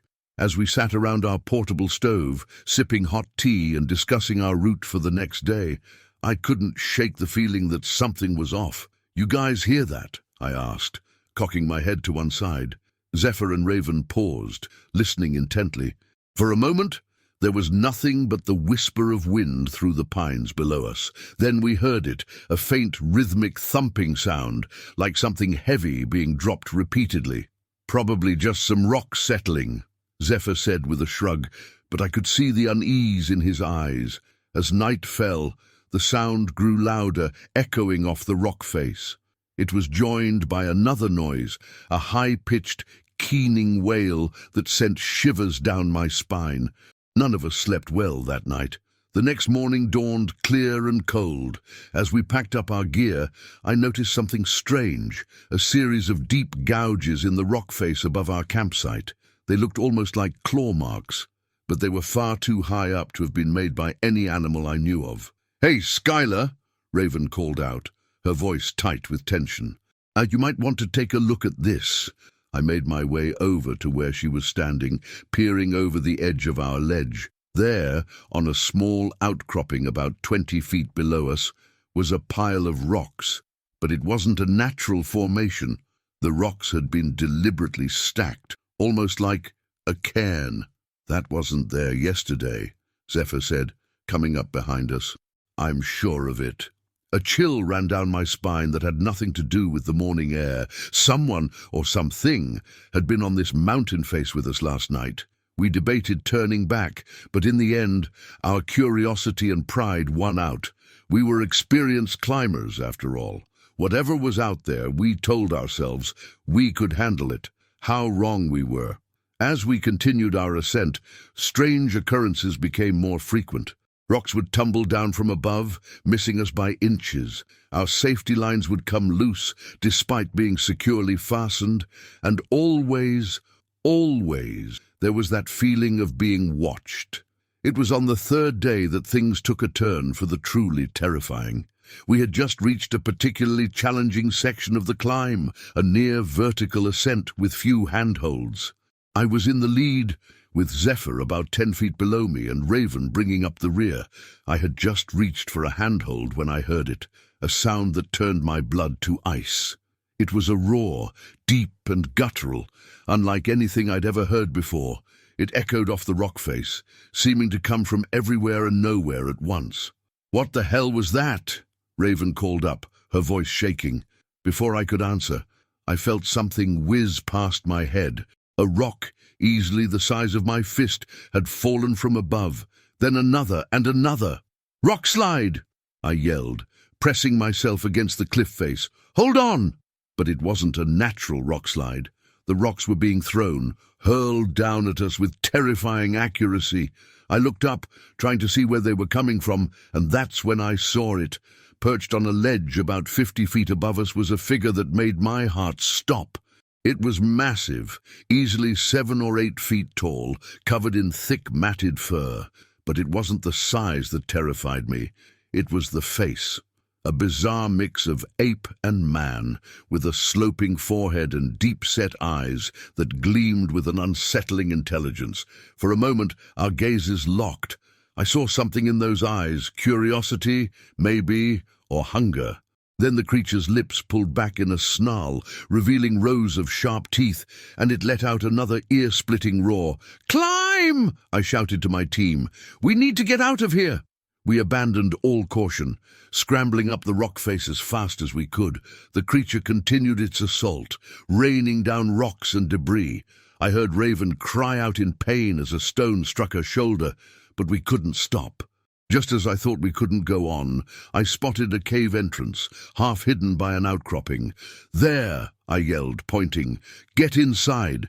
We practically threw ourselves into the cave, collapsing on the rocky floor, gasping for breath. Outside, we could hear the creature's roars of frustration. What was that thing?" Raven asked, her face pale with shock and pain. Zephyr shook his head, his usual bravado gone. "I don't know, but it sure as hell wasn't human." As our eyes adjusted to the dim light of the cave, I realized we had stumbled into something extraordinary. The walls were covered in crude paintings, stick figures of men dwarfed by larger, ape-like creatures, and scattered across the floor were bones, some animal, but some disturbingly human-like. "Guys," I said, my voice barely above a whisper, "I think we found something we weren't supposed to." We spent a tense night in that cave, taking turns keeping watch. The creature didn't return, but we could hear its cries echoing across the mountain face. None of us slept. As dawn broke, we made a decision. We had to get off this mountain, and fast. We left behind most of our gear, taking only what was essential for a rapid descent. The climb down was a blur of terror and adrenaline. Every sound, every shadow made us flinch. But somehow, miraculously, we made it back to base camp without further incident. We debated long and hard about what to do with our experience. In the end, we decided to keep it to ourselves. Who would believe us? We'd be laughed out of the climbing community, our reputations ruined, but we made a pact that day. We would never climb Mount Diablo again, and we would do everything in our power to discourage others from attempting its north face. In the years since, I've pored over folklore and cryptozoology texts, trying to make sense of what we encountered. Bigfoot, Sasquatch, Yeti, the names change, but the descriptions are always chillingly familiar. I've been tempted many times to go back, to try and find proof of what we saw. But then I remember those eyes, that roar, and I know that some things are better left undiscovered. My name is Skylar Everest, and I've seen things on the mountains that defy explanation. So the next time you're planning a climb, and you hear stories of unexplained noises or mysterious sightings, do yourself a favor. Choose another peak. Because up there, in the wild places where the air is thin and civilization feels like a distant memory, there are things that lurk in the shadows, things that watch and wait, guarding secrets that mankind was never meant to uncover. And if you're very, very unlucky, you might just come face to face with them. Just pray that, unlike us, you have somewhere to run. Story 21. I've been fishing these waters for over 30 years, but nothing could have prepared me for what lurked beneath the surface of Shadow Lake that fateful summer night. My name is Gus Hawthorne, and this is the story of how a peaceful fishing trip turned into a nightmare that still haunts my dreams. It was supposed to be a relaxing weekend getaway. Just me, my old buddy Hank Riverstone, and his city slicker nephew, Zach, who was visiting from Chicago. We'd packed up my rusty but trusty pickup with enough gear and beer to last us a week, even though we were only planning to stay for 2 nights at my favorite spot on Shadow Lake. The lake was a hidden gem, tucked away in a remote corner of the Cascade Mountains. Its waters were deep and dark, holding some of the biggest trout I'd ever seen, but it was also a place of legends, whispered about in the local bars and bait shops. Stories of strange sightings, of fishermen who went out and never came back. I'd always laughed off those tales as the ramblings of drunks and attention-seekers. How I wish I'd listened. We arrived at the lake just as the sun was starting to dip below the tree line, casting long shadows across the glassy surface of the water. As we set up camp on the pebbly shore, I couldn't shake the feeling that something was off. The forest was too quiet. No birdsong, no rustle of small animals in the underbrush. Even the ever-present hum of insects was muted. "Place gives me the creeps," Zack muttered, glancing nervously at the dark water. Hank chuckled, clapping his nephew on the back. "Don't tell me you're buying into those old legends, boy.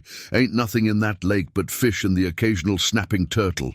I wanted to believe him, but as I stared out at the lake, I could have sworn I saw something move just beneath the surface, something big. As night fell, we sat around the campfire, cracking open beers and swapping stories.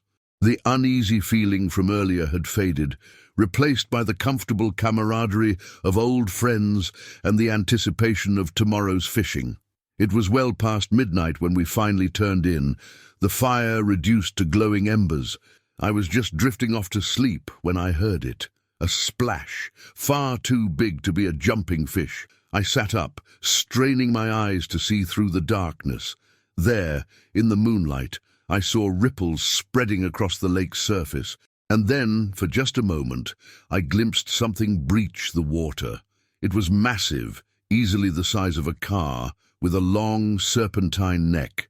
Before I could process what I was seeing, it disappeared back into the depths. I must have fallen asleep at some point, because the next thing I knew, Hank was shaking me awake. The sun was just peeking over the horizon, painting the sky in brilliant shades of pink and orange. "Rise and shine, Gus. Fish ain't gonna catch themselves." I wanted to tell him what I'd seen, but in the light of day, it seemed foolish. Just a dream, I told myself. Too much beer and too many campfire stories. We loaded up the boat and headed out onto the lake. It was a perfect morning for fishing, calm water, overcast sky, just a hint of mist clinging to the surface. We'd been out for maybe an hour when things started to get weird. First, it was our bait. Every time we cast a line, the bait would disappear almost instantly. Not a nibble, not a tug, just gone, as if something had cleanly snipped the line. "What the hell?" Hank muttered, reeling in yet another empty hook. "I've never seen anything like this." Then came the ripples. Every few minutes we'd see disturbances in the water, always just at the edge of our vision. It was as if something large was moving beneath the surface, circling our boat. Zack was the first to voice what we were all thinking. "Guys, I don't like this. Maybe we should head back to shore." I was about to agree when suddenly our boat lurched violently. Something had struck us from below, nearly capsizing us. We scrambled to keep our balance, Zack letting out a yelp of fear. "What was that?" Hank shouted, his face pale with shock. Before I could answer, it happened again. This time, I caught a glimpse of something massive moving beneath us, a dark shape, far too big to be any fish I'd ever seen. "Start the motor!" I yelled, reaching for the ignition. But the engine sputtered and died, refusing to turn over. We were dead in the water. The next few moments were pure chaos. The creature, whatever it was, began ramming our boat with increasing force. Water sloshed over the sides, soaking us and our gear. I could hear the wood creaking, knew it was only a matter of time before we were sent into the lake. And then I saw it. A head, easily the size of a bear's, broke the surface just yards from our boat. Its eyes were huge, black, and utterly alien. For a moment, it regarded us with what I can only describe as cold curiosity. Then its mouth opened, revealing rows of teeth like serrated knives. "Swim!" I shouted, realizing our boat was a lost cause. "Head for shore!" We plunged into the icy water just as our boat splintered apart. I've never swum so hard in my life, every stroke fueled by pure terror. Behind us, I could hear the thrashing of the creature, knew it was giving chase. Somehow, miraculously, we made it to shore. We scrambled up the pebbly beach, gasping and shaking. Only when we reached the tree line did we dare to look back. The lake was calm now, as if nothing had happened.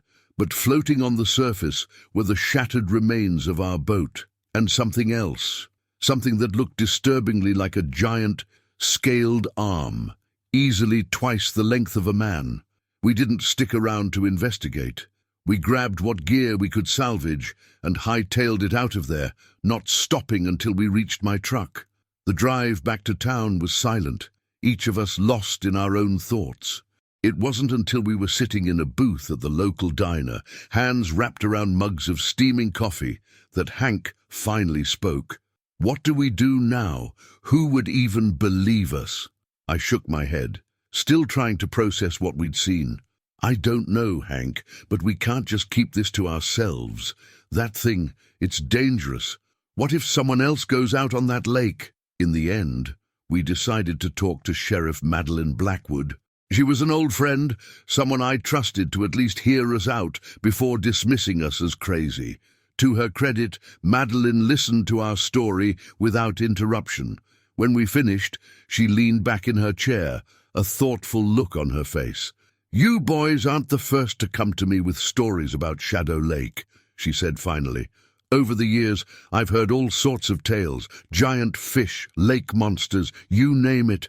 Most times, I chalked it up to too much whiskey and an overactive imagination. But this—" She pulled out a file from her desk drawer, spreading photos across the surface.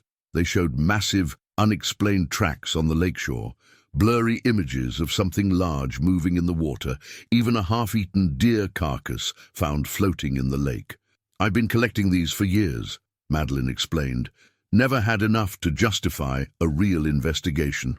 But with your testimony, maybe it's time we take a closer look at what's really going on in Shadow Lake." In the weeks that followed, Shadow Lake became the center of a quiet but intense investigation. Wildlife biologists were brought in. The lake was scanned with sonar equipment and cameras were set up along the shore. They never found concrete proof of the creature we encountered. But they did find enough unexplained evidence to close the lake to the public and pending further study. As for me, Hank, and Zach, we made a pact never to speak of what we saw to anyone outside of the investigation. Who would believe us anyway? But we also made another promise, to never again underestimate the secrets that might be hiding in the dark waters of the world. My name is Gus Hawthorne, and I've seen things beneath the surface of Shadow Lake that defy explanation. So the next time you're planning a fishing trip and you hear stories of monster fish or mysterious sightings, do yourself a favor, choose another lake. Because out there, in the depths of seemingly peaceful waters, there are things that lurk in the shadows, things that watch and wait, guarding secrets that mankind was never meant to uncover. And if you're very, very unlucky, you might just come face to face with them. Just pray that, unlike us, you have somewhere to swim to safety. Story 22.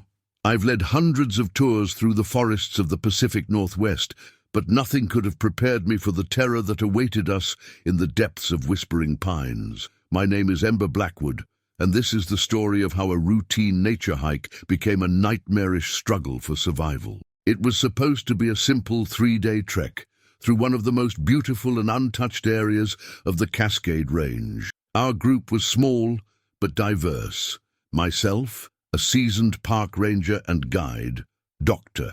Zara Thorne, a botanist studying rare plant species, Axel Hawthorne, an amateur photographer hoping to capture the beauty of the old-growth forest, and the Reynolds family, Marcus, Lena, and their teenage daughter Skylar, who were looking for an adventurous family vacation. We set out early on a crisp autumn morning, the air thick with the scent of pine and damp earth. As we hiked deeper into the forest, I couldn't shake the feeling that something was off. The usual chorus of birdsong and chattering squirrels was oddly muted, as if the forest itself was holding its breath. "Is it always this quiet?" Lena asked, her voice barely above a whisper. I forced a smile, trying to hide my own unease.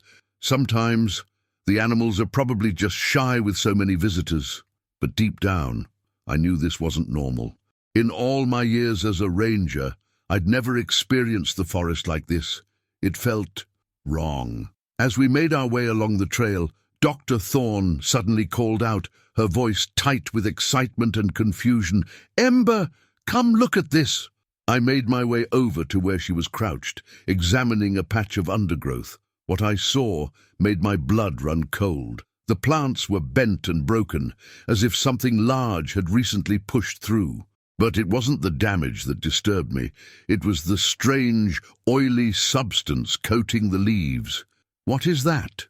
Axel asked, leaning in for a closer look. Dr. Thorne shook her head, her brow furrowed. "I'm not sure. I've never seen anything like it." I was about to suggest we move on when a sound echoed through the trees, a low, rumbling growl that seemed to vibrate the very air around us. It wasn't the sound of any animal I knew, and judging by the looks of terror on my companions' faces, they didn't recognize it either. "Let's keep moving," I said, trying to keep my voice steady. "We want to reach the campsite before dark." As we continued our hike, the feeling of wrongness grew stronger.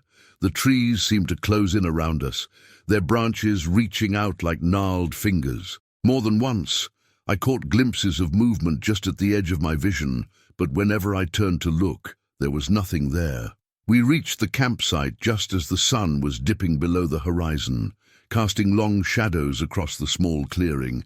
As we set up our tents, I couldn't shake the feeling that we were being watched.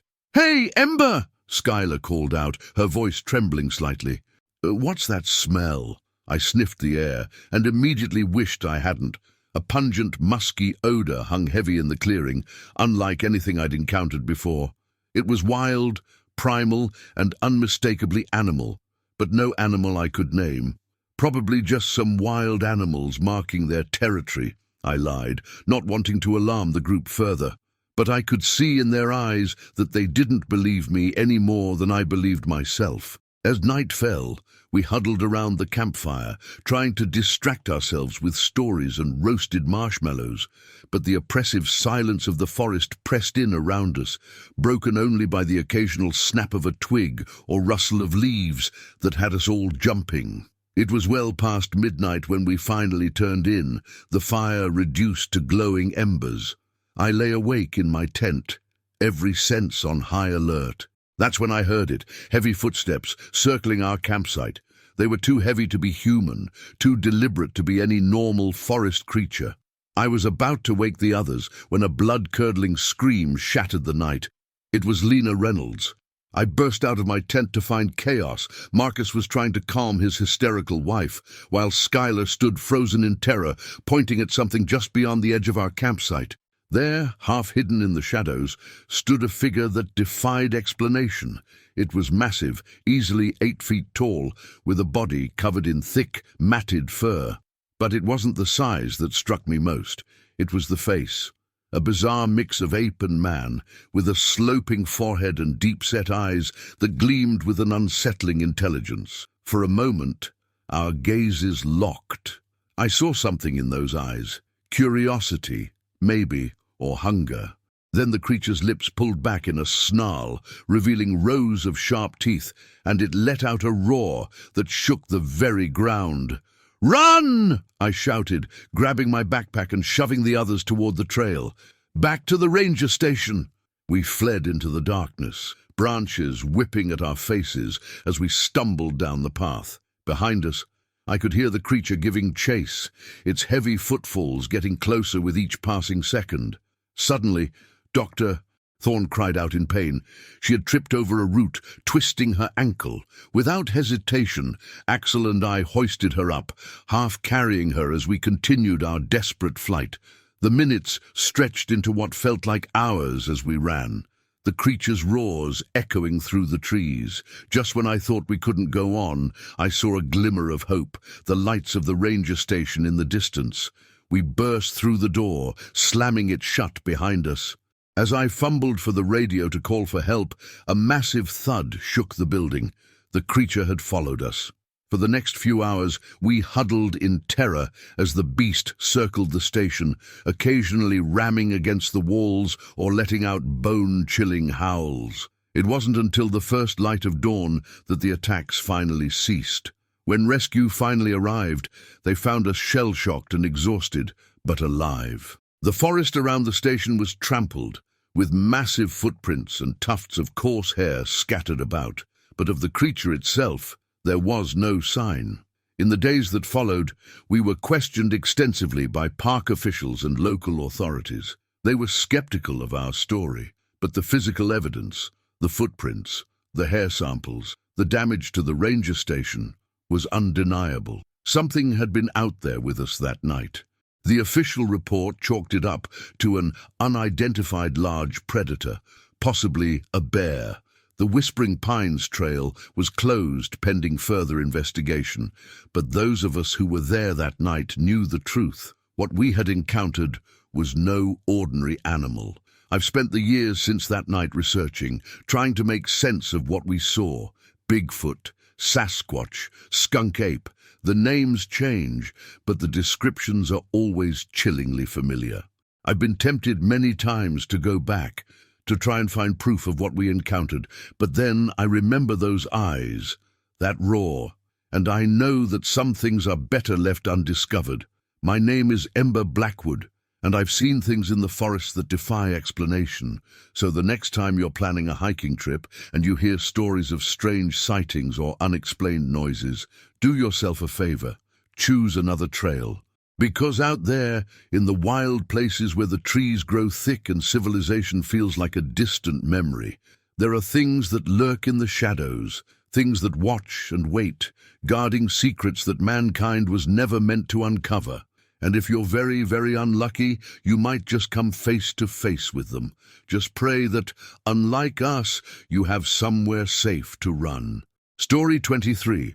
I've spent my entire career in the timber industry, but nothing could have prepared me for the terror that awaited us in the heart of the Cascade Mountains. My name is Silas Hawthorne, and this is the story of how a routine logging operation turned into a nightmare that still echoes in my dreams. It was supposed to be a standard job, clearing a section of old-growth forest to make way for a new housing development. Our crew was small but experienced. Myself as foreman, Axel Riverstone, our seasoned logger, Zoe Blackwood, our environmental compliance officer, and two newer guys, Jasper and Finn. The trouble started on our third day on site. We were deep in the forest, the air thick with the scent of pine and freshly cut wood. I was marking trees for felling when I first heard it, a faint, rhythmic thumping sound, like a giant heartbeat pulsing through the earth. "Hey, Axel!" I called out. "You hear that?" Axel paused, his chainsaw falling silent. For a moment there was nothing but the whisper of wind through the trees. Then we heard it again. Thump, thump, thump. "Probably just some kids messing around." Axel shrugged, but I could see the unease in his eyes. As the day wore on, the sound grew louder and more insistent. It seemed to be coming from everywhere and nowhere at once, reverberating through the forest like some primal drumbeat. By nightfall, we were all on edge. As we sat around the campfire at our base camp, the thumping had become impossible to ignore. It was joined by other noises. The crack of breaking branches, the rustle of something large moving through the underbrush. "Maybe we should call this in," Zoe suggested, her usual confidence wavering. "And get some wildlife experts out here." I was about to agree when Jasper suddenly stood up, his face pale in the firelight. "Guys," he whispered, pointing into the darkness beyond our camp. "Look." At first, I saw nothing. Then a movement caught my eye. Something massive was moving between the trees, its shape obscured by shadows. But what struck me most were its eyes, two glowing orbs that reflected the firelight, filled with an intelligence that sent chills down my spine. For a moment, we all froze, locked in a silent standoff with whatever was watching us. Then, with a roar that shook the very ground, the creature charged. Chaos erupted. We scattered, running blindly into the dark forest. I could hear the others crashing through the underbrush, their panicked shouts mixing with the creature's bone-chilling howls. I don't know how long I ran, my lungs burning, branches whipping at my face. Eventually, I found myself in a small clearing, alone and disoriented. The forest had gone eerily silent, the thumping sound replaced by my own ragged breathing. As my eyes adjusted to the darkness, I realized I wasn't in a natural clearing. The trees around me had been bent and broken, forming a crude circle, and there, in the center, was a pile of rocks arranged in a way that could only be deliberate. Before I could process what I was seeing, I heard a twig snap behind me. I whirled around, coming face to face with our pursuer. It was like nothing I'd ever seen before. Standing at least 8 feet tall, its body was covered in thick, matted fur. But it was the face that turned my blood to ice. A bizarre mixture of ape and man, with a sloping forehead and deep-set eyes that gleamed with unnatural intelligence. For what felt like an eternity, we stared at each other. I was certain my life was about to end. But then, to my utter shock, the creature spoke. It wasn't English or any language I recognized. It was a series of grunts and clicks. But there was an undeniable pattern to it, a complexity that spoke of true language. Suddenly, the creature's head snapped up, as if hearing something I couldn't. With one last look at me, it turned and melted into the forest, moving with a grace that belied its massive size. I stood there, rooted to the spot, my mind struggling to process what had just happened. That's how the others found me. Hours later, when the search party came through. In the days that followed, we were questioned extensively by local authorities and wildlife officials. They were skeptical of our story, but the physical evidence was hard to ignore. Massive footprints, tufts of unidentifiable hair, trees that had been uprooted or snapped like twigs. The official report chalked it up to an unidentified large predator, possibly a bear. The logging operation was suspended pending further investigation, but those of us who were there that night knew the truth. What we had encountered was no ordinary animal. I've spent the years since that night researching, trying to make sense of what we saw. Bigfoot, Sasquatch, skunk ape, the names change, but the descriptions are always chillingly familiar. I've been tempted many times to go back, to try and communicate with the creature, to understand its purpose with those rock formations. But then I remember those eyes, that roar, and I know that some mysteries are better left unsolved. The logging company offered us all substantial bonuses to keep quiet about what really happened. Axel took the money and moved to Florida, swearing he'd never set foot in another forest. Zoe threw herself into environmental activism, fighting to protect the habitats of undiscovered species. Jasper and Finn, well, last I heard, they were seeking therapy for PTSD. As for me, I couldn't stay away. I took a job as a park ranger, patrolling the very forests where we had our encounter. Some might call it foolish, but I feel a responsibility now to protect not just the humans who venture into these woods, but also the secrets they contain. Sometimes, on quiet nights when the moon is high and the forest falls silent, I hear it again, that rhythmic thumping, like a heartbeat in the earth. And I wonder if it's trying to tell us something, if we only knew how to listen. My name is Silas Hawthorne, and I've seen things in these forests that defy explanation. So the next time you're out in the wilderness and you hear strange noises or feel like you're being watched, pay attention, because out there, in the wild places where the trees grow thick and civilization feels like a distant memory, there are things that lurk in the shadows, things that watch and wait, guarding secrets that mankind was never meant to uncover, things that communicate in ways we're only beginning to understand. And if you're very, very lucky or unlucky, depending on how you look at it, you might just catch a glimpse of them. Just remember, they've been watching us far longer than we've been watching them, and they have secrets they're not yet ready to share. So listen to the rhythm of the forest, but be careful, because sometimes the forest listens back.